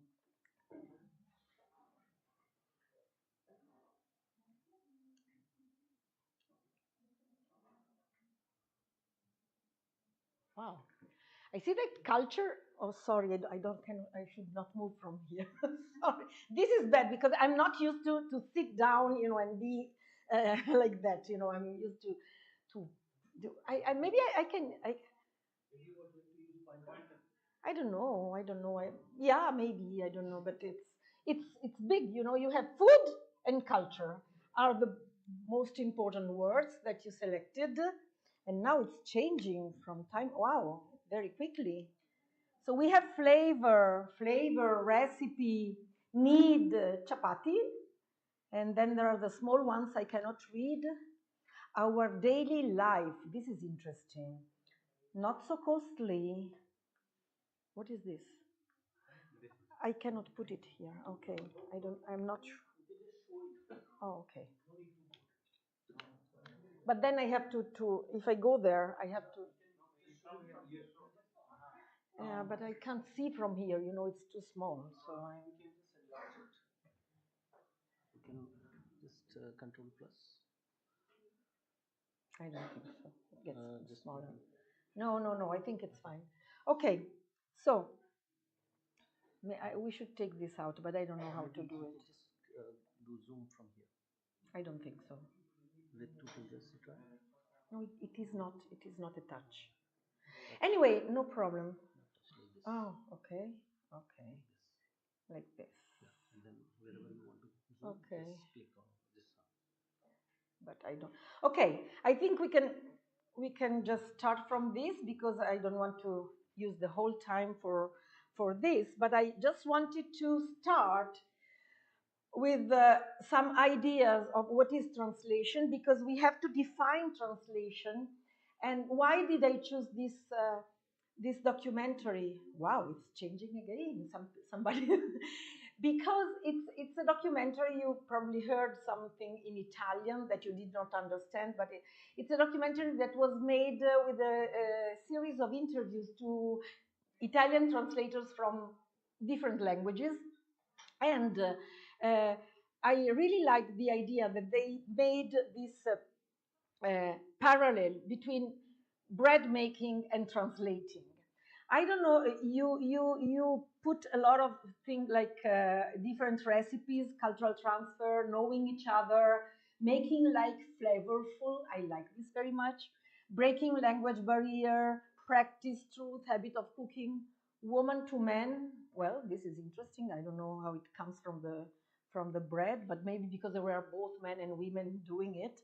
And cultural transliteration, idea of living, and then parata, signifier, and so on and so forth. Ingredients, dedication.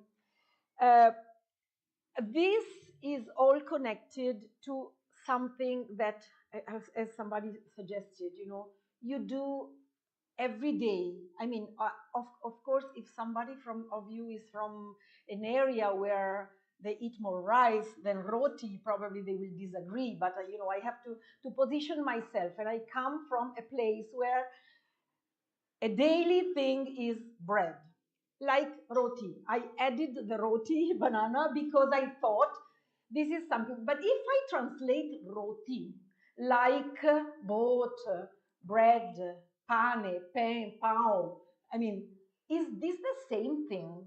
You probably saw that behind the word, how we call these things, there are different techniques, different tools that are used. And it's always the same thing, but it's always a different thing. So when we talk about translation, we are, of course, talking about, like somebody was saying, you know, transferring from one language to the other. Yes, of course, it's something like that, but there is also meaning, but there is also craft. And for us, and I'm talking about, you know, people who translate, craft is really like, you know, these people, they wake up every day and they bake the bread and they, you know, make the dough and everything, and they have their own technique, their own tools. But then if you see at a certain time, we also hear some sounds and there is a rhythm. There was one of them who was like, when you make the bread in the Portuguese way, they were making it like ta ta ta ta ta ta ta ta ta. So there is rhythm in translation, which is what we do when we type, but also what we do when we think about the sound that we have to recreate in our language or in the language where we are translating. So translation is all this, and it's really complicated. So I don't think I will give answers to the question, what is translation? But, and I don't think there is only one answer. We are going to see different ideas related to this notion of translating. And thank you for participating to this survey. I think I just want to show you, if anybody is interested also, I want to show you the documentary. You can see the YouTube link if you want to see it. It's in Italian with subtitles in Spanish, so it's really a challenge. But I mean, maybe if anybody wants to see it, or if you can understand either Italian or Spanish. And this is the list of the translators that were interviewed. Anyway, if we want to define translation, we can go to the dictionary, and the dictionary says that, of course, it's something. But if we go to the notion of translation from the etymological point of view, we can see that the main meaning is from Latin, and it's like carrying over, to transfer. Transfer is like transferre means to carry across, to carry beyond. And tomorrow we will see that maybe there are also other ideas of translation if we think using, like, for example, Hindi or some Indian languages. But today I'm going to stay on the translation studies. So it's a transfer that can be literal or can be like a figure, like a metaphor. And think of the word metamorphosis. Maybe you know it. It means changing the shape. And tomorrow we are also going to mention Rupantar. So you can see that maybe, because very often I hear that, oh, but we have a different idea, it's totally different. Because, you know, there is this divide, East and West, we have to divide it. Okay, let's discuss it. Of course, transfer is to take over, and anuvad is another thing. We'll talk about that tomorrow. But I mean, there is also metamorphosis that come from the same root. So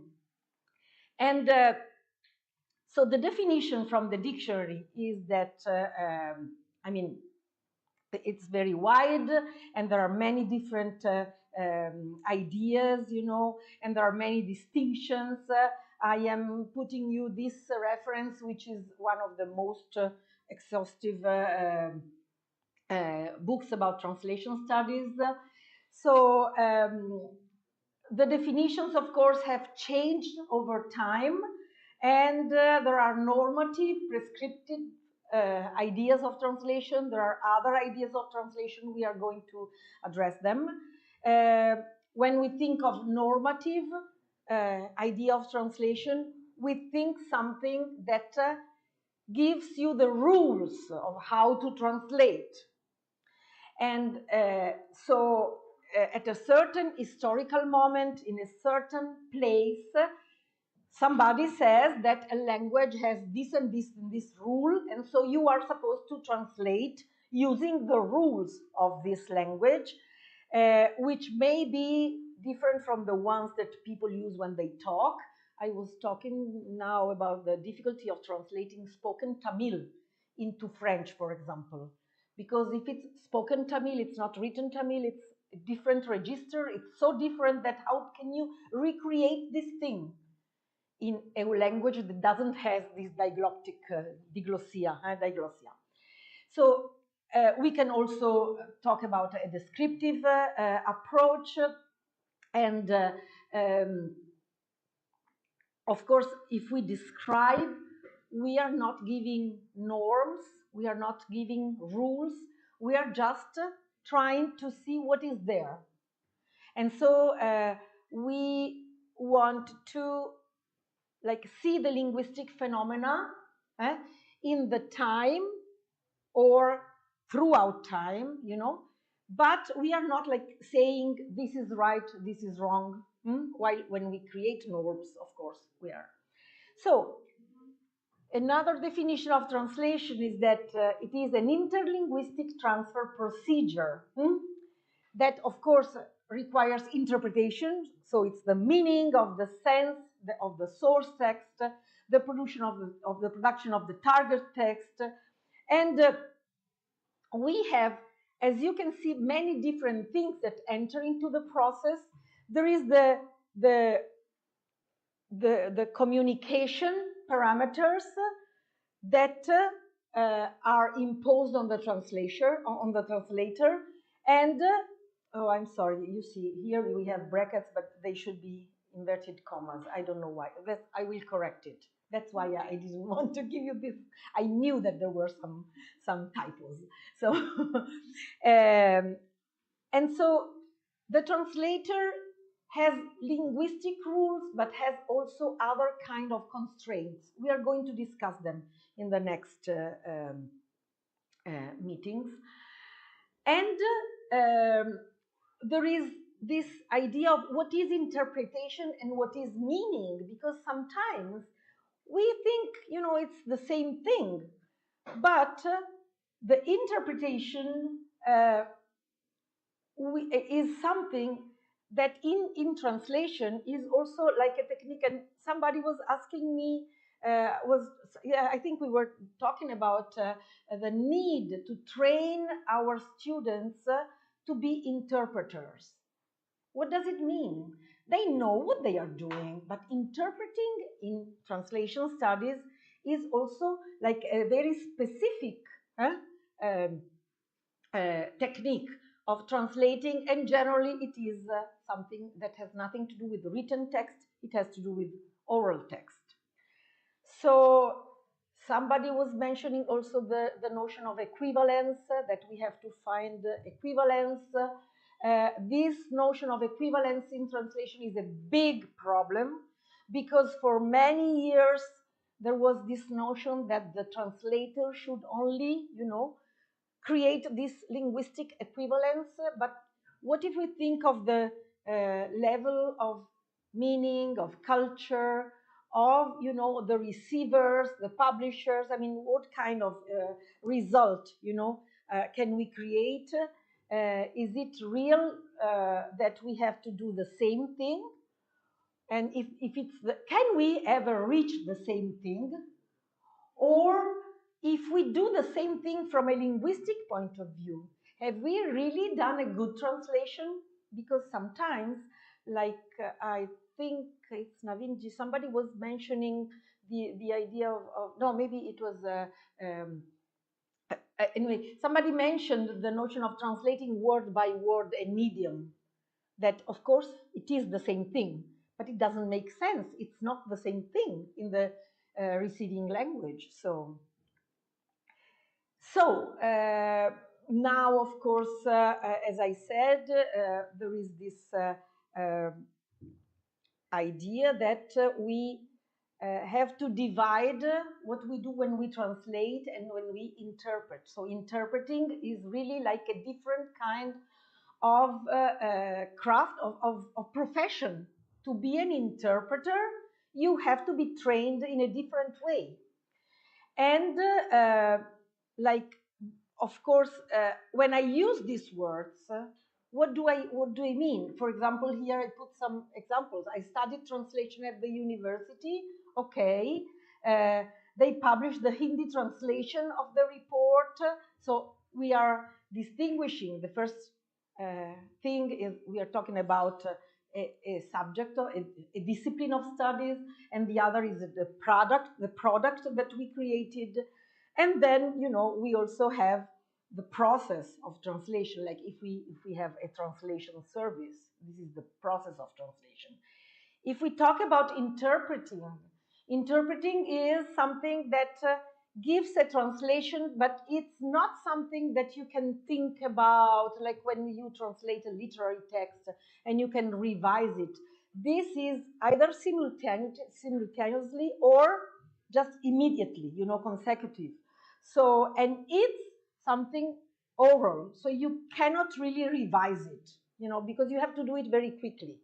And so we are very often talking about all these things as translation, but as you see, there are many different abilities, skills, training that we should have that enter into this.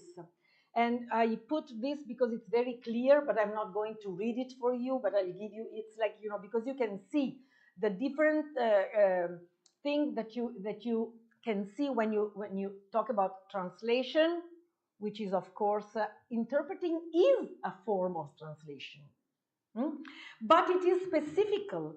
And so there is this time pressure that, of course, if you are translating in certain environments like publishers for like informative texts, then you might have time pressure also for that. But also, like, for example, I translated a very big, thick novel, and I had time pressure, but it was not like in 2 hours, you know, it was like for months. So you see the difference. And can we consider this a translation, which is like a dictionary entry? Because one of the meanings of the word translation, especially, we will come back to this tomorrow, if we think of anuvad, you know, it's anuvad, what is this?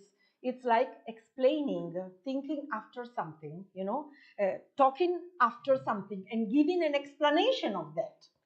So is this a translation? I give you the entry, the dictionary entry of something.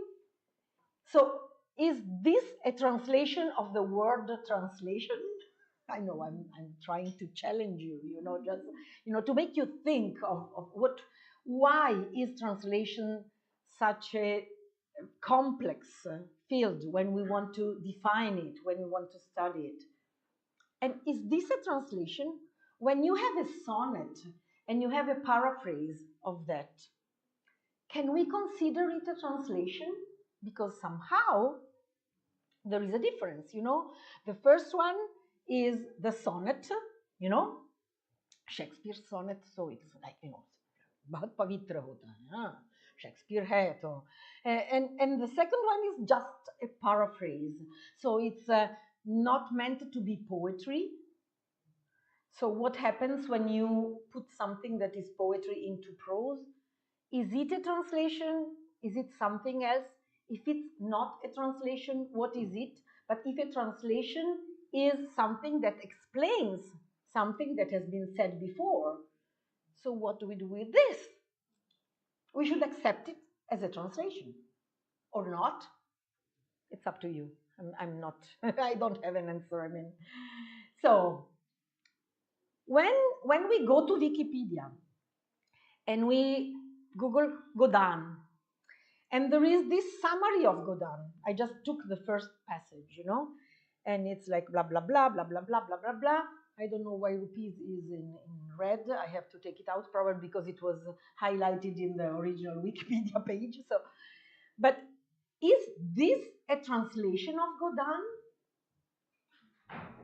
Because a summary in certain cultures can be considered a translation.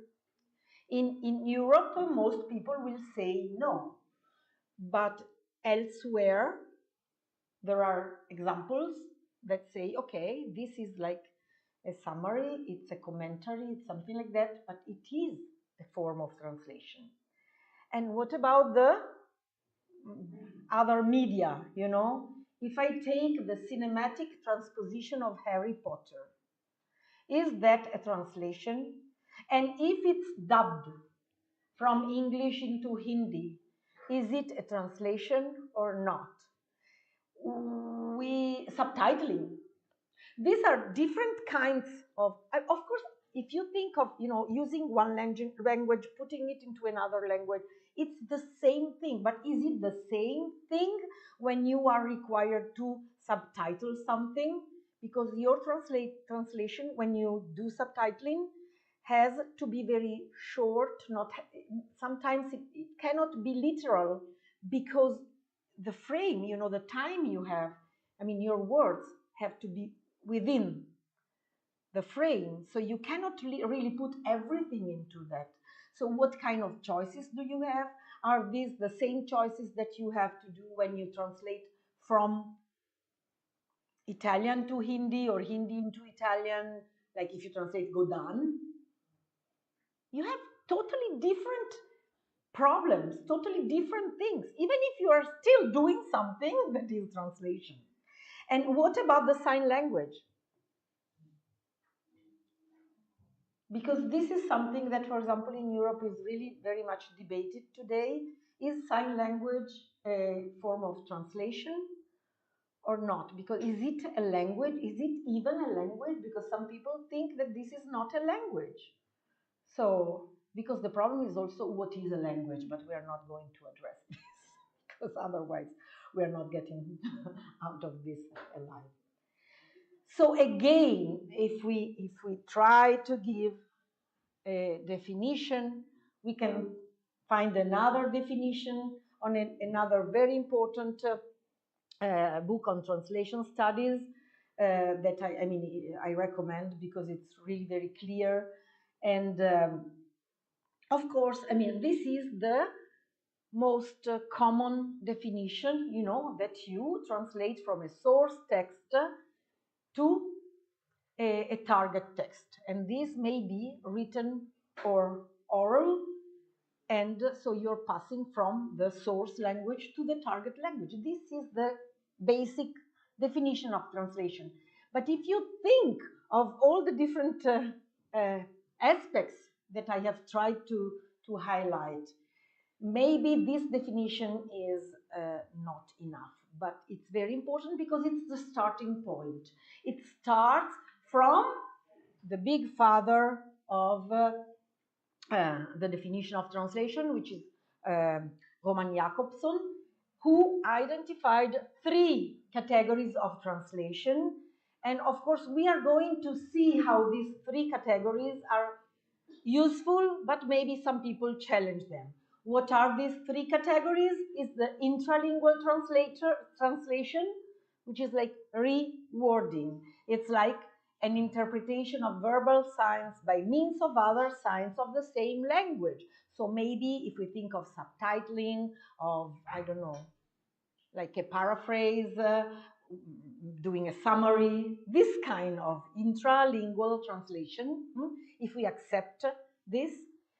The second one is the interlingual translation, which is what Jakobson calls translation proper. So for him, this is the only real authentic form of translation. And what is it?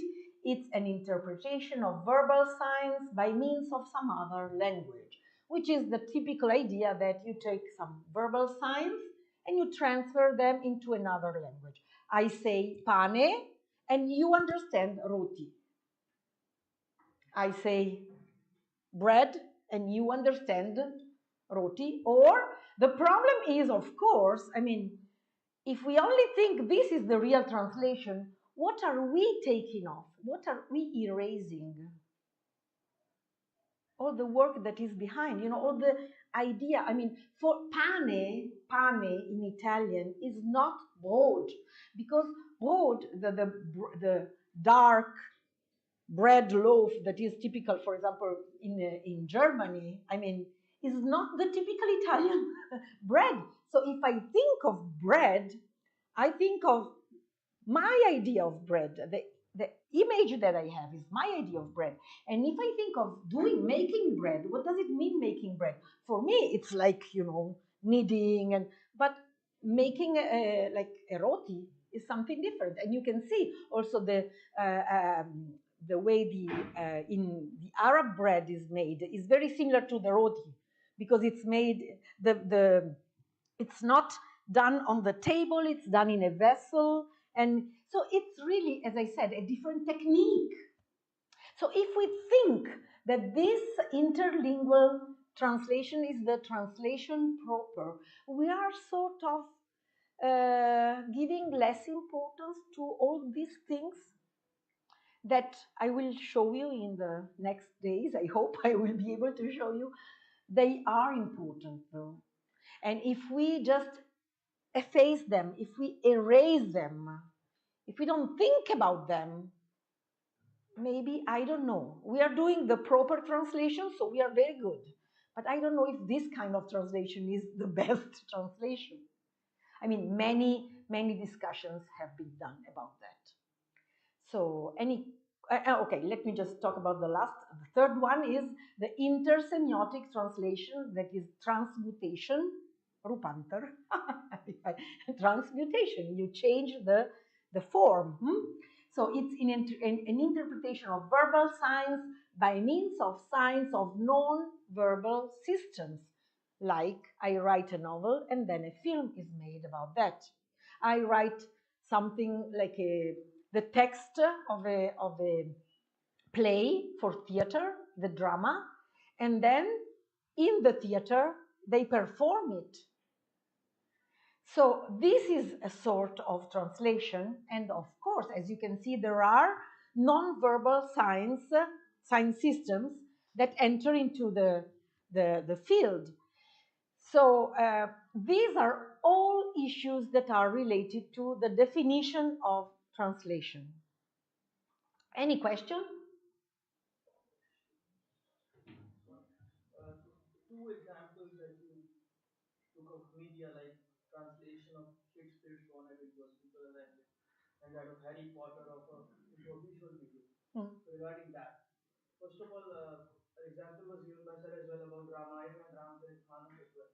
So again, I'll take example of Chaucer's Canterbury Tales. So there is Chaucer's Canterbury Tales in Middle English, and there is a translation that is taught to undergrads in simpler English. But the simpler English text has also sort of become a text in itself, to the point that it's no longer translation. That he spoke about Ramcharitmanas, that do we call it a translation now, or has it become a text in itself? So this question of textuality is that arises. This is a very good point. I mean, what is the original and what is is the translation an original text? No. So it depends, you know. For many years, we're going to talk about, I'm going now to go through the development of the translation studies, and you will see that this is one of the points, you know. For many years, the translator and translation did not have any prestige, any recognition. It was like a derivative text. But we know from history that some translations maybe had, I don't know, a better life than the original one, or, you know, their own independent life. So I don't think there is only one, I don't know, sorry, I am stuck into, just a minute, something happened. Okay, no problem. And I don't think there is one reply for all. I think I will come back to this point. we always have to think of the location and of the historical time. And the second one with regards to the Harry Potter slide. So I take example of how Harry Potter, two instances of translation in Harry Potter in Hindi. So the Dementors that arrive in, I think, Prison of Azkaban are dubbed as Dam Peshaj in Hindi. And Dementors, I would presume, is from a Latin root, and Dam Peshaj is from a Sanskritic, Prakritic, Hindi root. And then there is this spell, very popular spell, Expecto Patronum, which is dubbed as Pitra Dev Sangrakshana.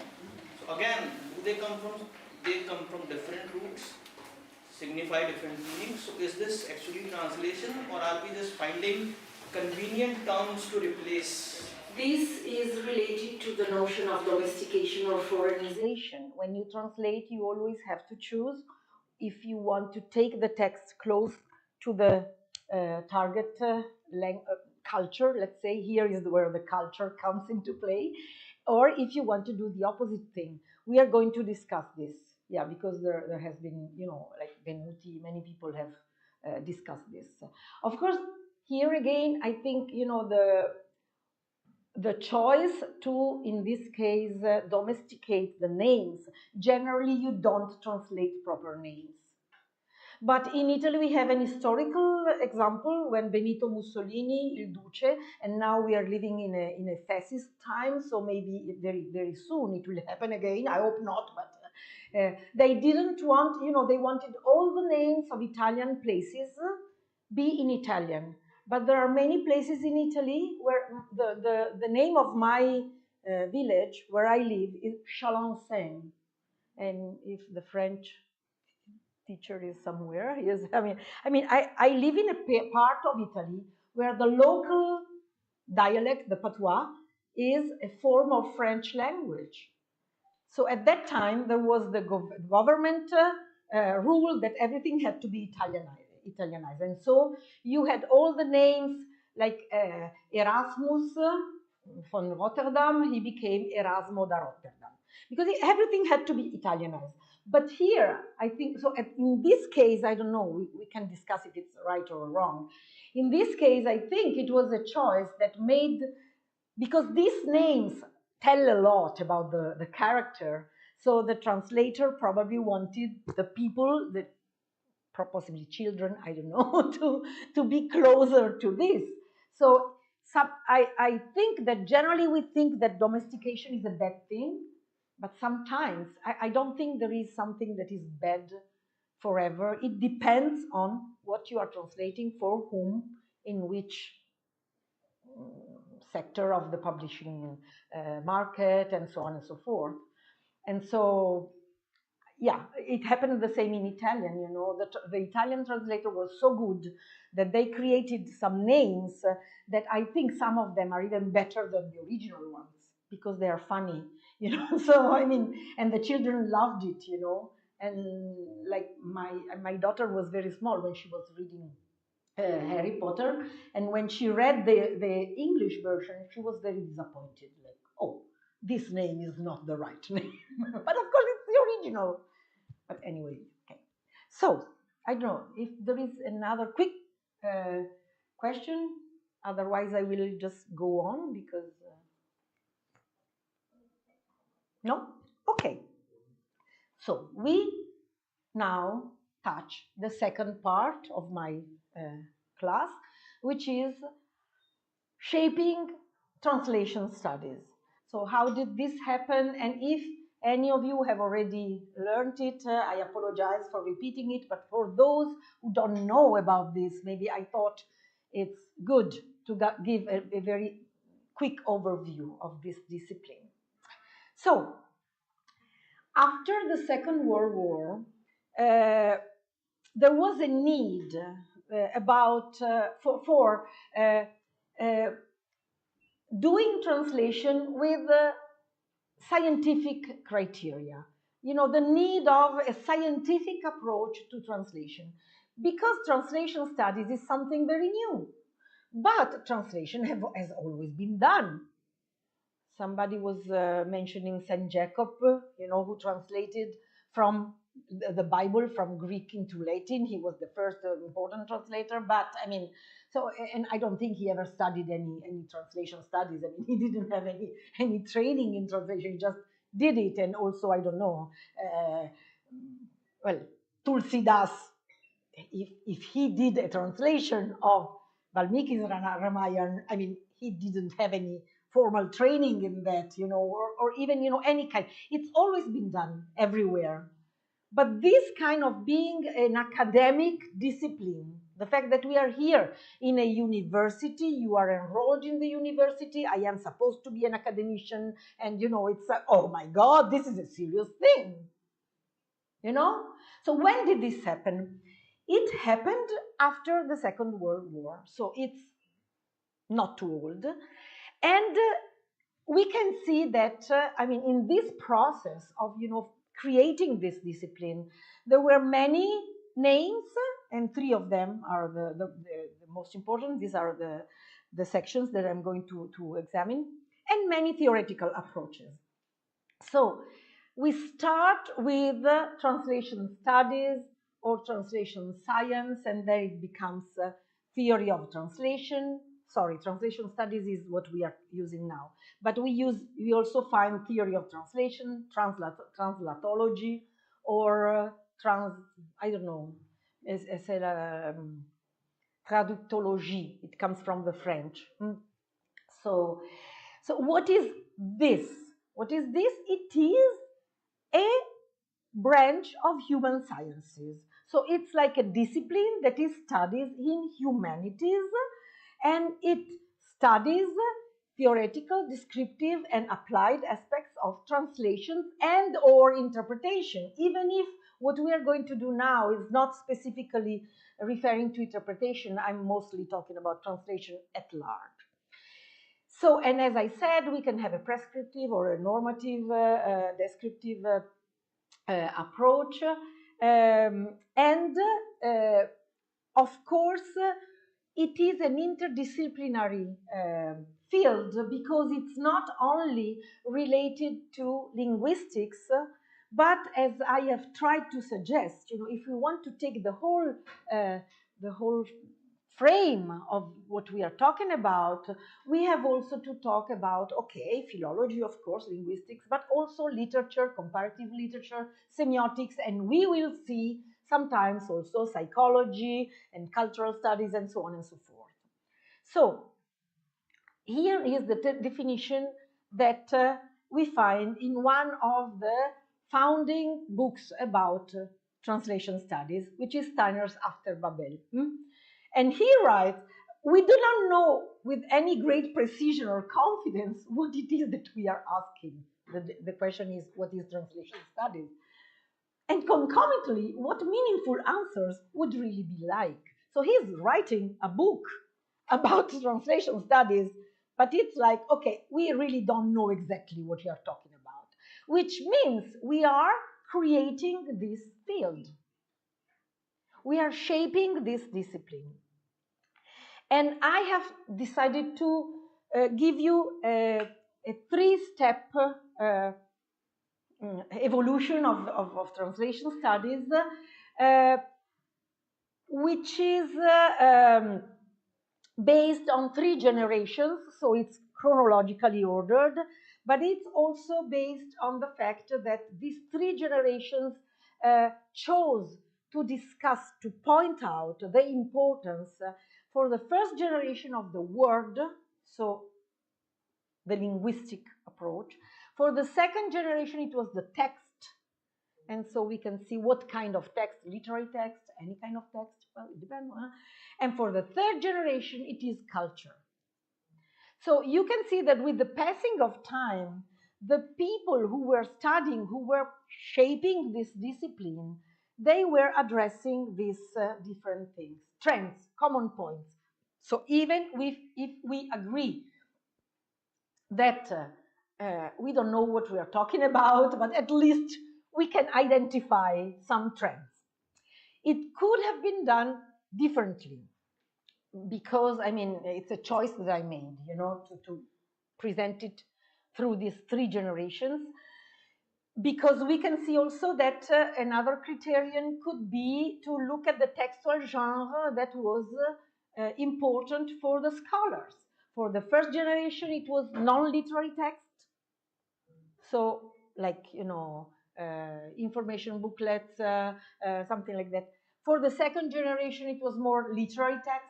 And for the third generation, it was like going beyond the binary between literary and non-literary text. Anything, all kind of text was to be taken into consideration. But I decided to go through this.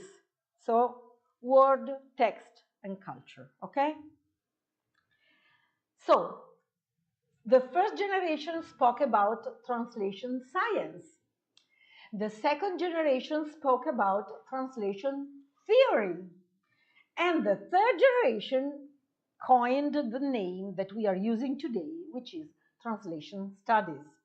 So you can see that it is like a process, you know, and I'm just briefly trying to highlight this. Okay, first, this science of translation, it came out in the 1950s, 1960s, as I told you, after the Second World War.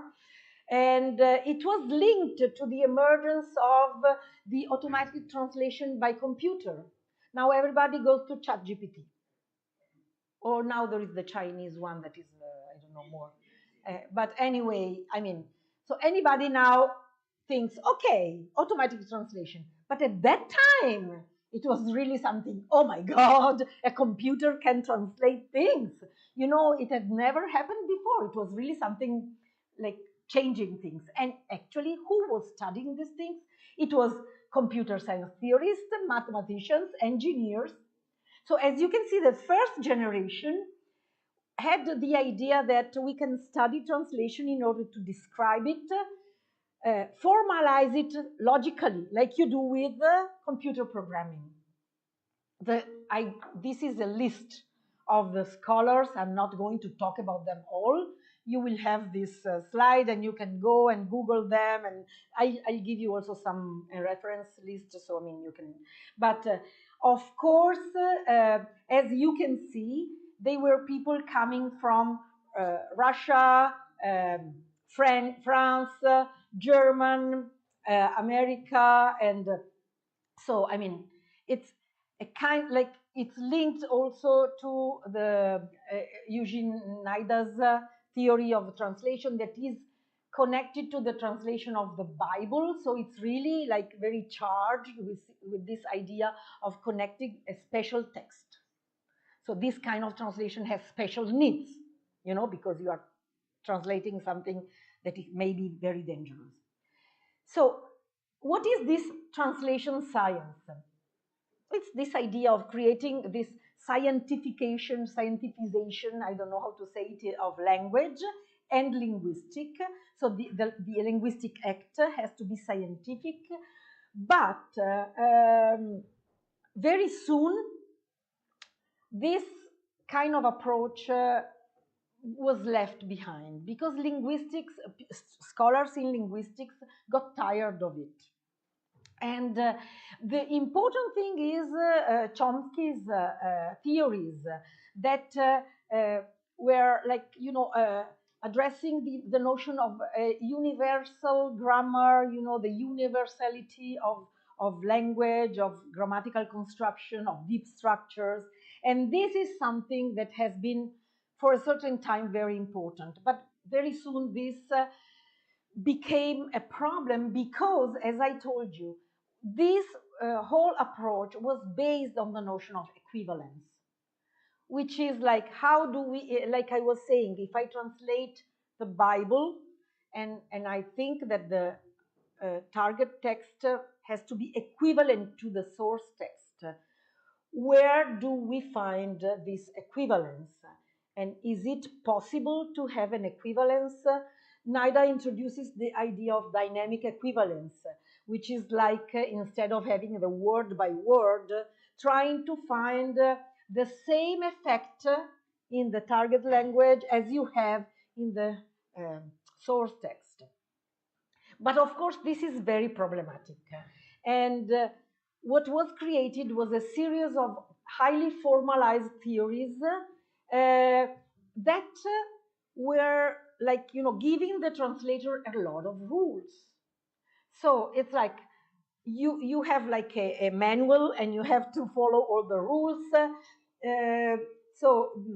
It's a very normative orientation, which if you ever translated anything, I don't know if you would like to do it like that somebody tells you what exactly you have to do.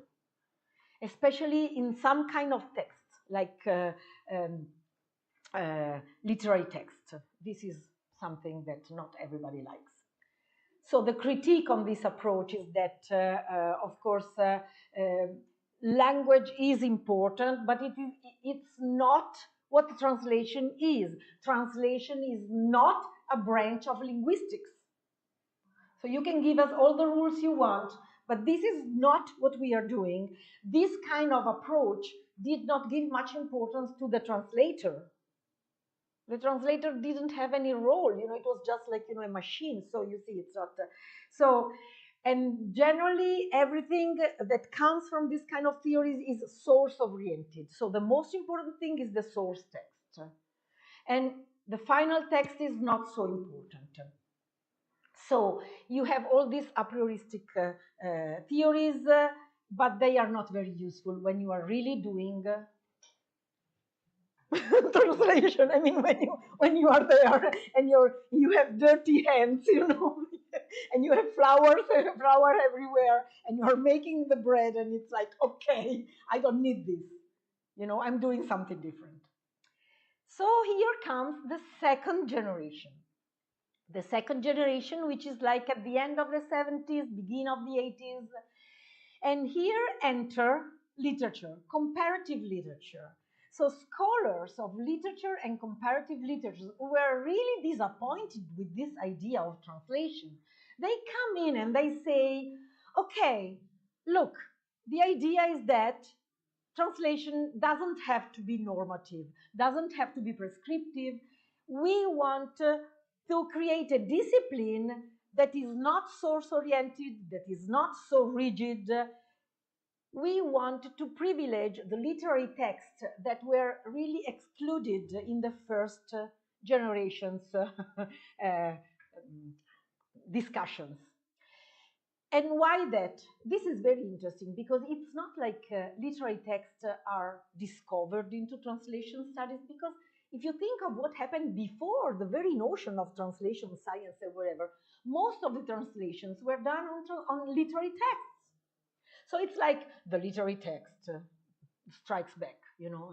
So and here in the second generation we have this texts that are considered important, and what they are asking is, what is that makes translation a translation? So what is the, I don't know, the ingredients that we have, okay? And this is why contrastive analysis was marginalized, and in some places, like in Germany, a lot of scholars went on, you know, studying this linguistic-oriented translation, but there is more interest on the types of texts and the textual purpose. And functionalism, the fact that language is a communicative act that happens in a social cultural context. So when you translate, you don't have only a written text. You have all these things that enter into. And this was the discussion. What happened? Oh.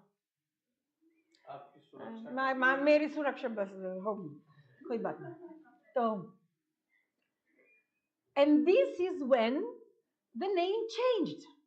And in France, they created the name traductologie, which is translated into English as translatology. It's very difficult for me. So it's about a theory of translation. So it's not a science, it's a theory, because translation is an experience that the translator, or, you know, the people who are interested in it, have to recapture within one's own reflection. And it's interesting because we pass from the level of word to word, we arrive to a wider level, it's sentence to sentence, passage to passage, and the relation is no longer a linguistic, interlinguistic relation, but it becomes an intertextual relation. This is very crucial and it's very important. So where does this happen? It happens in Holland, in France, and at the end of the 70s, we have also the school that refers to the Russian formalism. And very important at this point is the school of Tel Aviv, because there are Gideon Turi and Itamareddin Zohar that are really important because they created the notion of literary polysystem. And I'm not going to explain this now, but if you want, we can come back to this maybe some other time, because I mean, now I want to give you the full, we're going to discuss this in somehow.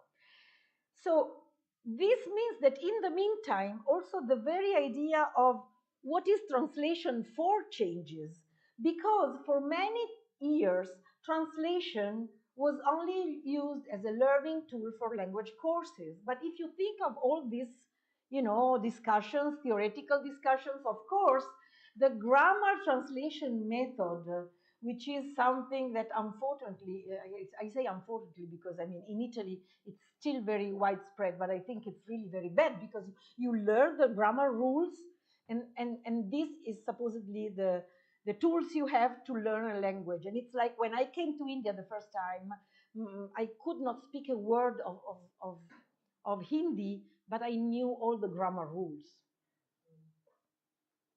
So I don't know if this is really language learning. So, but this is the system that was used for languages like Greek and Latin, and so I mean this is what was supposed to be. So you memorize a lot of rules, and you create sentences like the cat is on the table. I don't know, it's something, and or sentences like I don't know. I wrote an article about in Italian grammar, Hindi grammar, that was written by my guru. I mean, she's very good, but I mean, of course, she is a devotee. She's a bhakta of this grammar translation method. But the examples that she gives in that grammar, I mean, don't help you to survive if you go on the road and you have to, like, I don't know, hire a rickshaw, or, order some dish in a restaurant. You will die. You will just die. You cannot survive. So then, as I said, there is this contrastive linguistics that is this field that developed in order to compare languages, identify the linguistic differences, and of course create database in so that you could proceed with this translation. In that time, at the end of the 60s, we also have the development of these literary workshops. This is something that happened mostly in the USA, where people would just get together and debate about how do we translate and so on and so forth. This was done, for example, I know of an experiment like this regarding Hindi literature that was done in the 90s, and Harish Trivedi wrote about that because there was this American poet coming here without knowing anything about India, anything about Hindi, and he was in this workshop. But there were all the translators and poets and so on, and so they were debating and so on and so forth. And apparently this is a very good method because you discuss a lot, so finally everybody has to agree with the final version. So this is another method. But also because when the grammatical approach, the normative approach was criticized, the communicative approach came up, because I mean people started saying, okay, you have to use language in authentic situations. So it's not like the cat is on the table. Okay, how many cats have you ever seen in how many tables in your life? Maybe many, but I mean it's not what you want to know when you learn English. Maybe you need other kind of of expressions. And so this method privileges spoken language, and so it's totally different. And it's based on the target language. So it's like you have to forget the source language, you have only to focus on the target language. So you see how many different views we have. There is also the Berlitz method, that is one of these communicative methods that actually it's much older than this time, but it was like limited. And the Berlitz method is the one that says you learn a language without translating. So you don't translate, you don't explain things, you repeat, you use, and so on. So, but this is how translation is related to language teaching and learning, because there is also this problem, is translation something that has to do with language learning and language teaching? Well, we know. Even if you say, no, we are not translating, but somehow there is a level where you are translating in some part of your brain, there is this sort of interlanguage or something like that. And finally, at the end of the 80s, we have James Holmes that creates the name that we are using today. So he is the first one who says, he writes an essay that is called The Name and the Nature of Translation Studies. So it's the foundation of a new field of studies, even if we know it's nothing new, it's like, something that comes out of all this process. And he proposes a general framework distinguishing between two areas of research, which is the pure and the applied translation. I'm going to show you this grid, the map, which is made by Gideon Turi, one of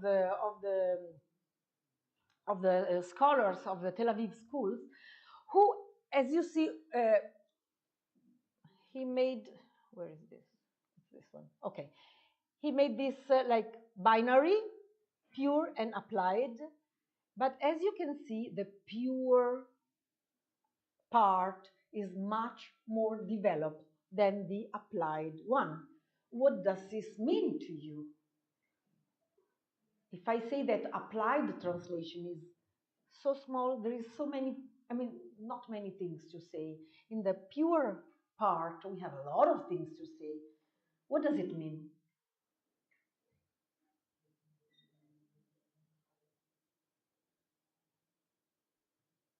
Is it by chance?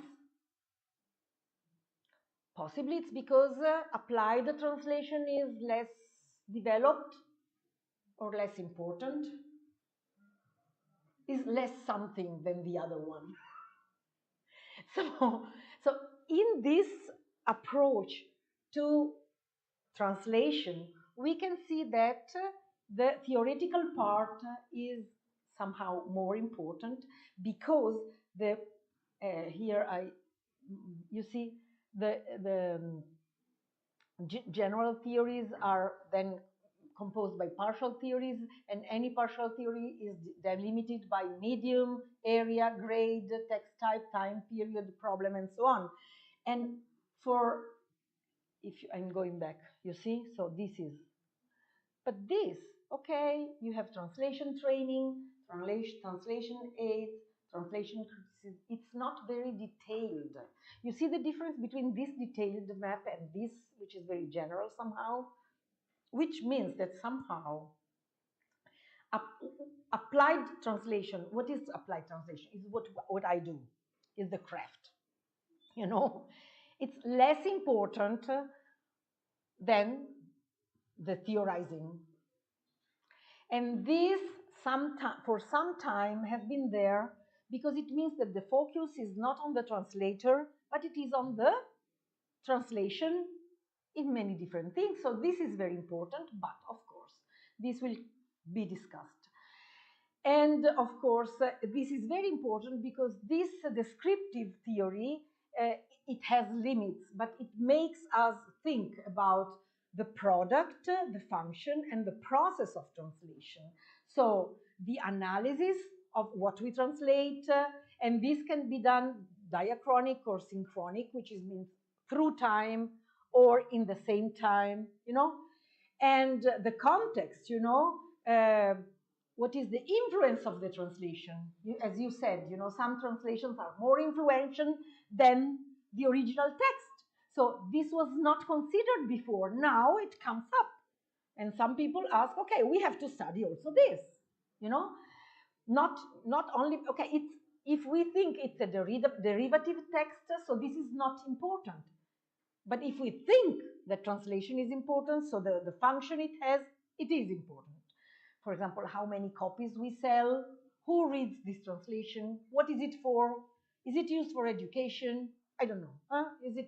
Does it become a literary model? Something like that. And the process, so what goes on in the translator's mind.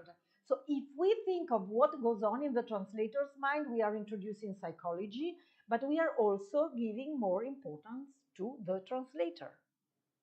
So you see there is a shift.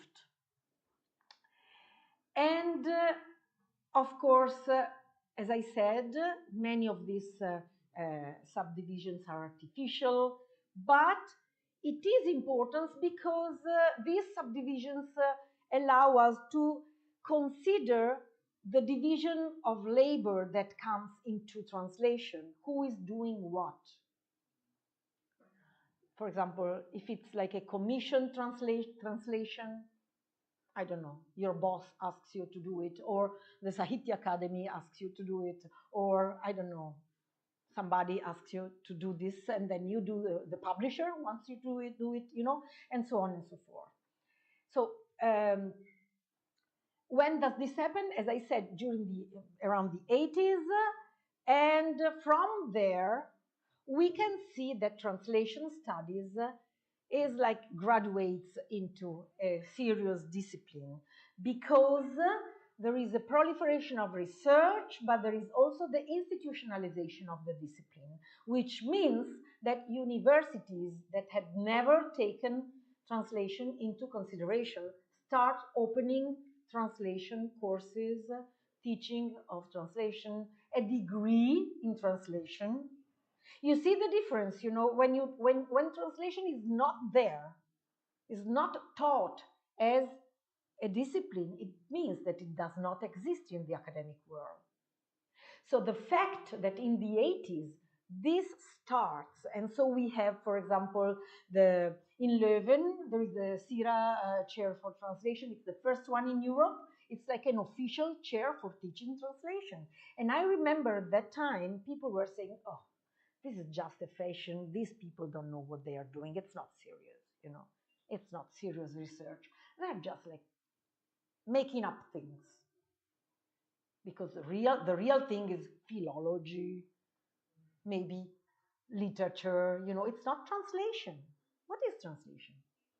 And we have major publishers who start like series of books about translation. So you see, starting from the 80s, in the 90s, translation studies become something real and visible.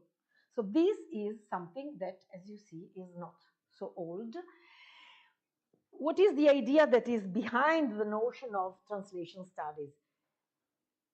It is not a science, so it means that there are many theories. It doesn't mean that there are no good theories, because, I mean, if you don't have a theory, you don't have a scientific approach. But they say there is no generally acknowledged criteria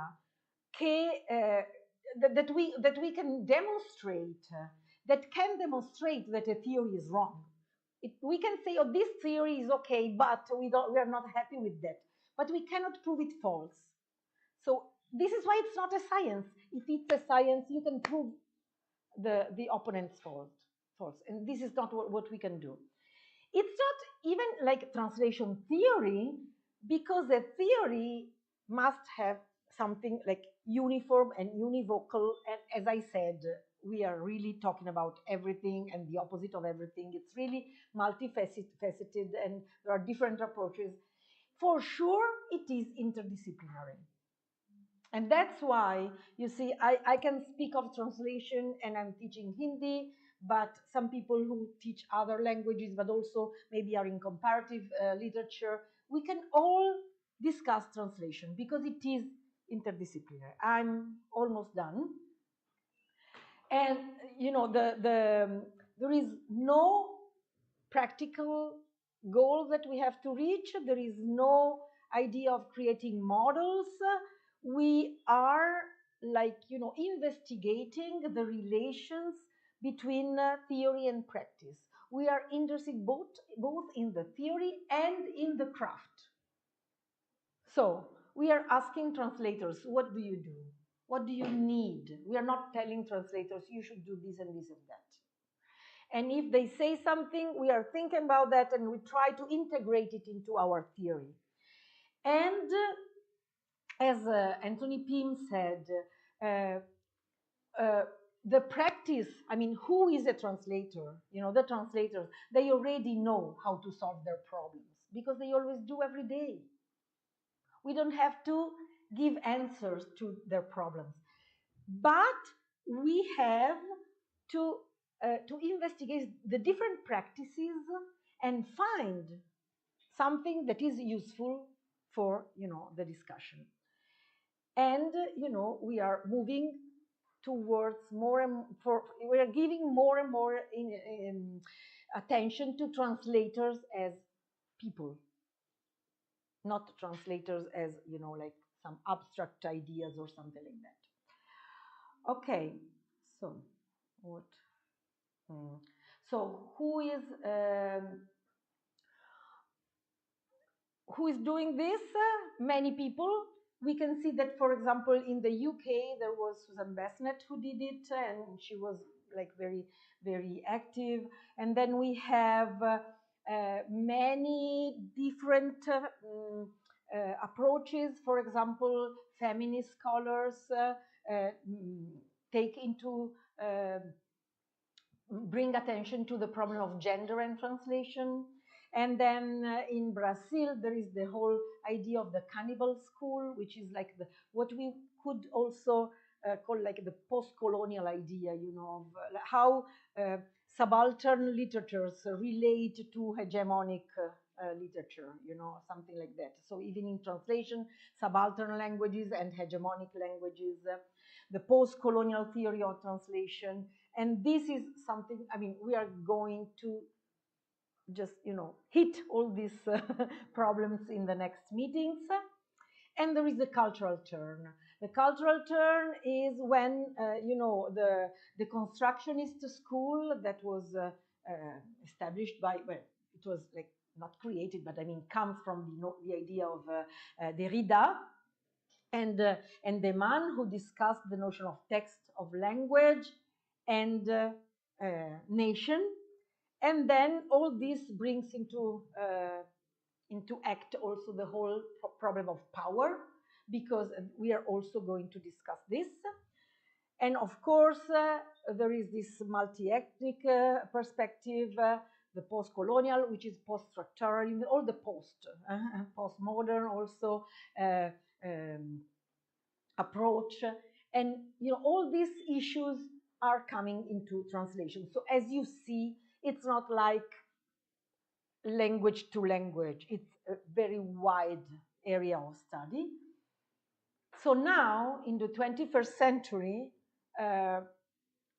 what we have, it's like this notion of, you know, interdisciplinarity, which means that we are ready to import models from different disciplines.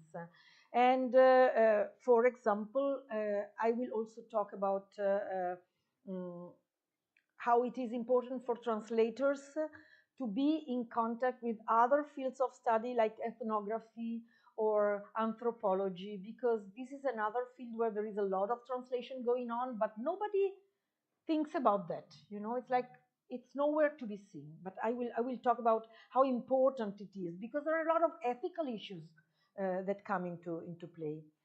There is specialization, because of course we are, as I said, we have identified that there are specialized fields like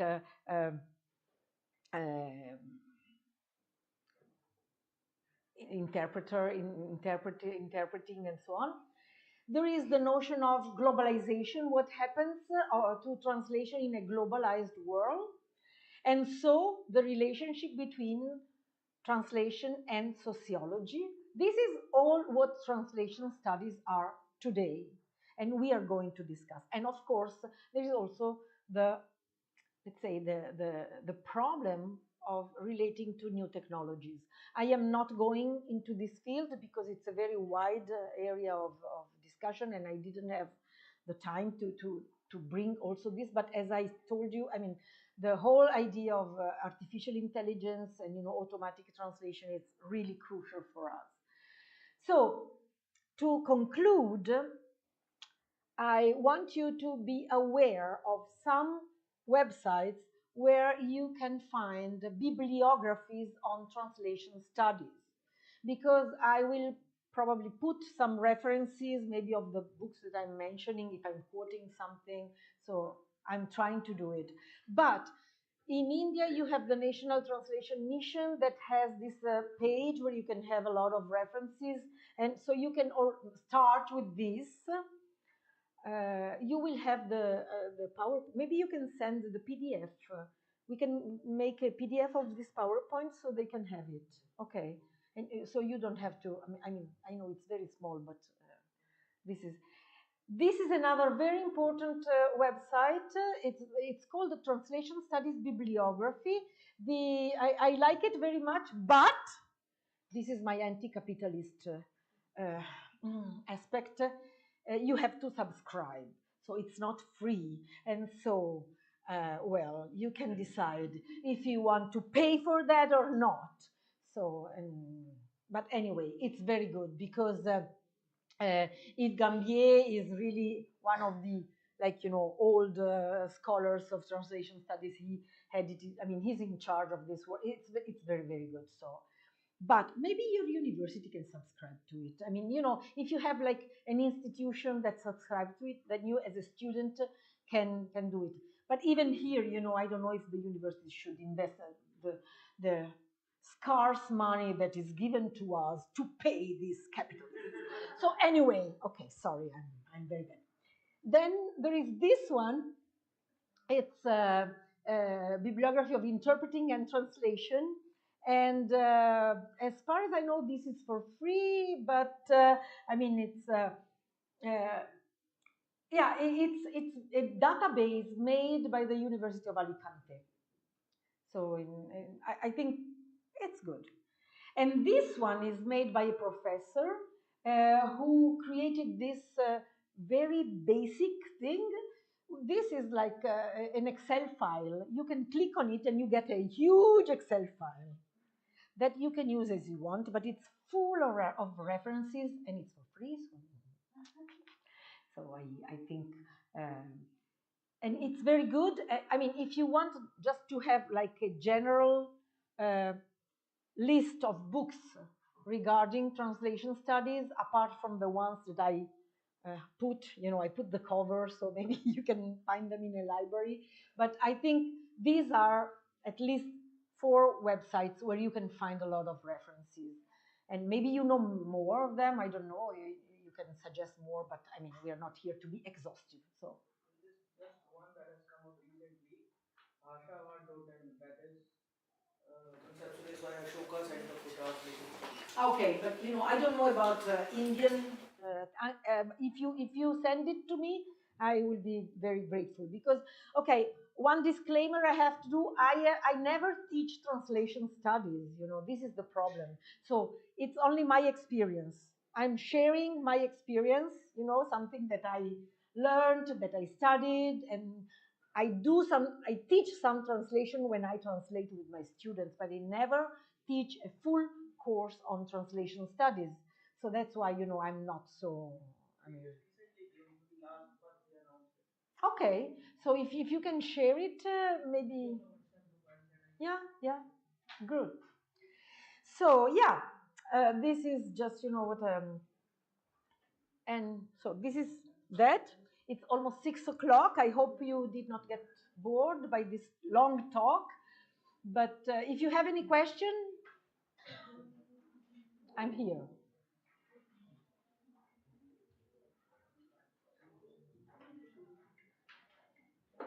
I think everybody wants to go home. They're exhausted. One question online. Yeah.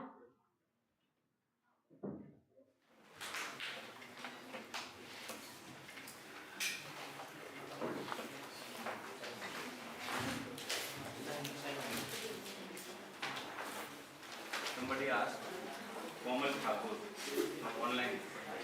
We talked about sign language as it is the only language for some people. So can we call it an inter-Semitic translation?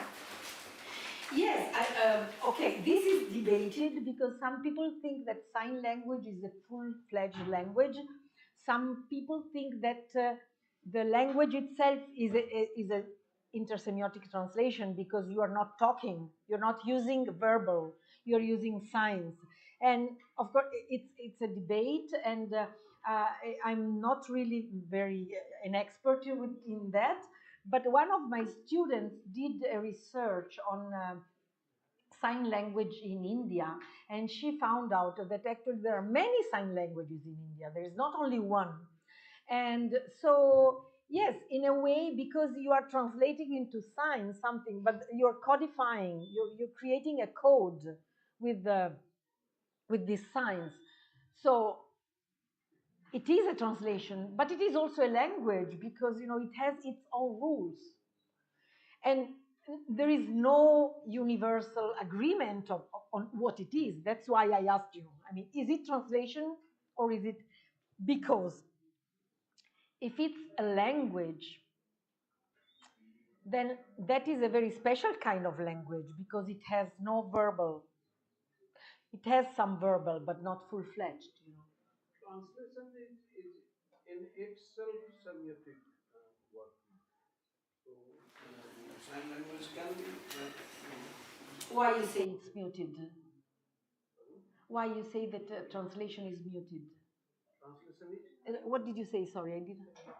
Translation is intersemiotic. Oh, intersemiotic. Oh, okay, sorry. Bhasha language is in itself semiotic. Yeah. So. Yes. But that's why I put it there. But I know that some people don't agree. So. How does the concept of equivalence play a role in translation theory and practices? In translation? Theory and practice. Theory and practices. Theory and practices. Oh, well, equivalence, equivalence is a notion that has been considered very important for a lot of time, but that has been criticized in the third wave, as I said, in the third generation. Equivalence, was considered the basis for translation. Sorry? Acha.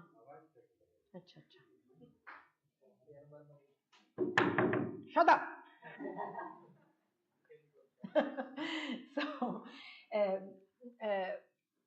of course, it was a very important notion for a long time, and even nowadays, there is an idea that you have to write something that is equivalent to the source text. But I like to quote Umberto Eco, because I will give you a lot of examples from Italian scholars because I'm from Italy. So, and Umberto Eco, he is a very important Italian philosopher and linguist and semiologist. He was a scholar of semiotics. So, and he wrote a book that was, I don't know the English translation, but in Italian it was almost the same thing. What is translation? It is almost the same thing. So he said, of course you're trying to get to the same thing, but you cannot have real equivalence. So there are people who give a lot of importance to equivalence. There are other scholars who think that the role of the translation is to disturb the reader. But we will discuss it when we will talk about, for example, Venuti and his ideas of translation. Because for some people, and sometimes I do it myself, I don't want the text to be very smooth. And so what is the equivalence? Is it like the fact that the reader has no problem, is like, drinking a cup of water and it's like that? Or is it something where the reader from time to time like stumbles and says, what is this? If I do this, this is not in the original, so apparently it's not equivalence. But if I do this, and in this way, I take the reader's attention to some cultural ideas, to some problems or something like that. So I am doing something on purpose. And so what do you mean by equivalence, you know? Is it like the word by word? If we think of equivalence like that, then even neither would not agree. But I think now the notion of equivalence is really something very discussed, because especially if you emphasize the role of the translator, then the equivalence is something that should efface the work of the translator. But I have been telling you that in the third generation, this is something that has become more and more important. So the translator has to be visible. So that kind of equivalence is not what we want. Then, of course, there is not one, I mean, there's not the right solution. I mean, for some translations, it's okay to have a word by word equivalence, but for some other texts, it's not. There is an English writer who lives, Tim Parks. He is English. He lives in Italy. Maybe now he moved, but he lived in Italy for a long time, and he writes in English. But he wrote something beautiful about, you know, being a foreigner living in Italy. And he speaks about the kind of language that he uses with his songs. And like, you know, the fact that they would translate word by word some Italian idioms, and it was like their own private language. It's so funny. I mean, for me, reading that, it was like, oh my God, it's really funny. But I mean, this is equivalence, but of course it doesn't work. It works if you want to be, I don't know, like make a joke or something like that, but otherwise it doesn't work. There's also this Indian origin also, well called Jhumpa Lahiri. Oh yes, I will talk about Jhumpa Lahiri. Similarly. Okay, stay tuned. We will talk about Jhumpa Lahiri.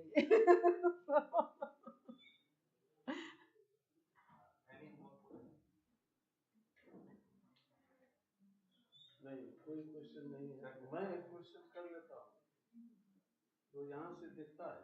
Sorry, the lifestyle you ordered is currently out of stock.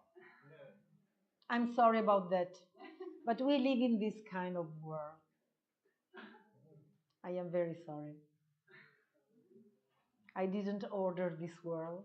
They delivered a different thing. Well, I'm not going into politics, but it's here. Wait.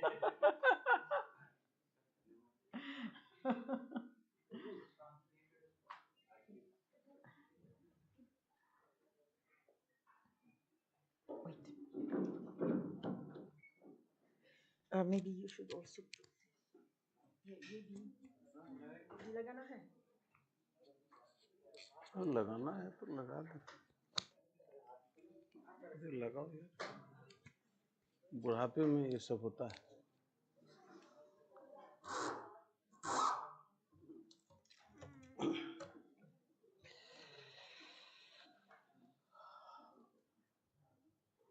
आचार्य रामचंद्र शुक्ल ने अपने हिंदी साहित्य के इतिहास की भूमिका में लिखा है कि धन्यवाद देना आधुनिक युग की बदमाशी है।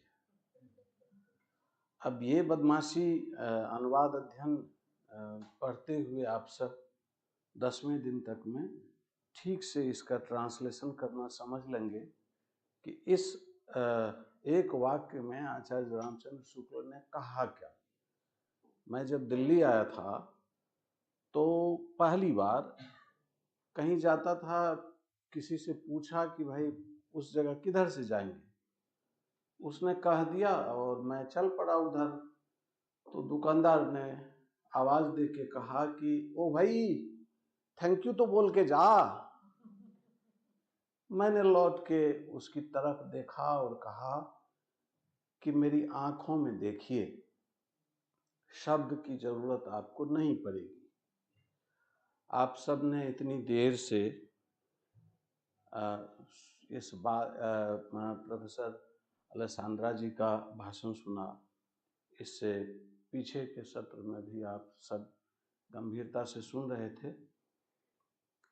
तो सबसे पहले तो आप सब की तरफ से, भारतीय भाषा केंद्र की तरफ से, पूरे जेएनयू परिवार की तरफ से और ऑनलाइन जुड़े हुए सभी मित्रों की ओर से, और इससे आगे भी कहना हो तो ये तो रिकॉर्ड हो रहा है और शायद फेसबुक लाइव भी है, तो यह देर तक ये बातें रह जाएंगी और ज्ञान परंपरा के विकास में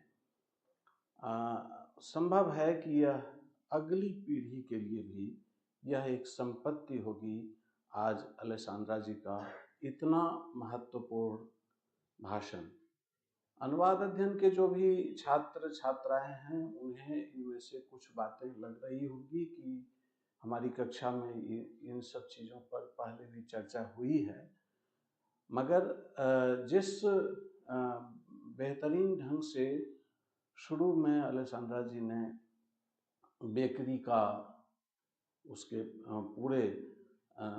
पूरी पद्धति का वीडियो दिखाकर और बाद में उसकी व्याख्या की है, उस व्याख्या के आलोक में शायद आप सारे लोग उन बातों को, अनुवाद अध्ययन के अध्येता भी जो तब ठीक से नहीं समझ सके होंगे, उनके दिमाग में आज अलेसांद्रा जी के इस भाषण से और उस बेकरी के उदाहरण से आप सबके दिमाग में ये बातें एक ज्ञान की रश्मियों की तरह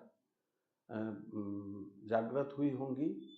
तो इन सभी चीज़ों के लिए तो शब्द कम पड़ते हैं।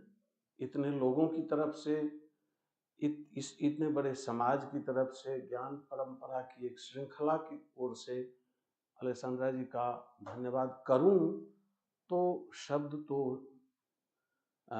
सामान्यतया हिंदी में मिल नहीं रहा है। अब जब मिल नहीं रहा है, ऐसे ऐसे काम सदियों में होते हैं जो आज हुआ है। मैं अपने इन सभी समाज जिनका नाम लिया उनकी ओर से प्रोफेसर अलेसांद्रा जी आपका बहुत कृतज्ञ हूँ कि आपने इस भाषण से हमारे द्वारा आमंत्रित अध्येताओं को लाभान्वित कराया। और कार्यक्रम तो होता है तभी जब श्रोता बैठे रहते हैं, और आप सब ने सांस रोक कर एक राजेंद्र सिंह बेदी की एक कहानी पढ़ी थी। उसमें एक वाक्य था कि बुढ़िया अपनी सर्वेंद्रिय से वह कथा सुन रही थी। आप सोच सकते हैं राजेंद्र सिंह बेदी कितने बड़े कहानीकार थे और उन्होंने इस पंक्ति में एकाग्रता को कितना ऊंचा स्थान दिया। आप सब ने उसी तरह अपनी सर्वेंद्रिय से, पांचों इंद्रियां लगाकर जो ये भाषण सुना, जाहिर है कि सब ने अपने को संपन्न करने के लिए सुना।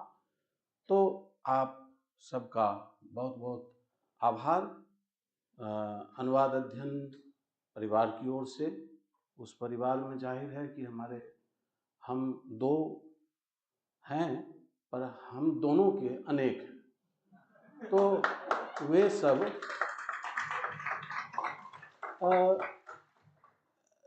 ये हमारा पूरा परिवार है।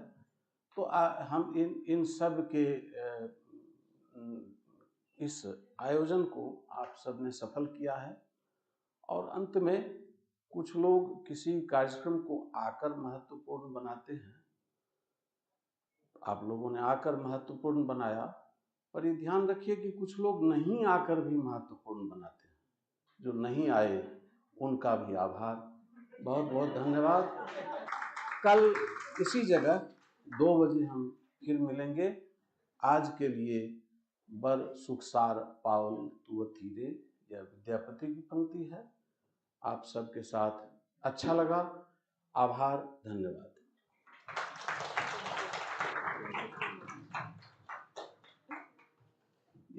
ये लोग कर लेंगे।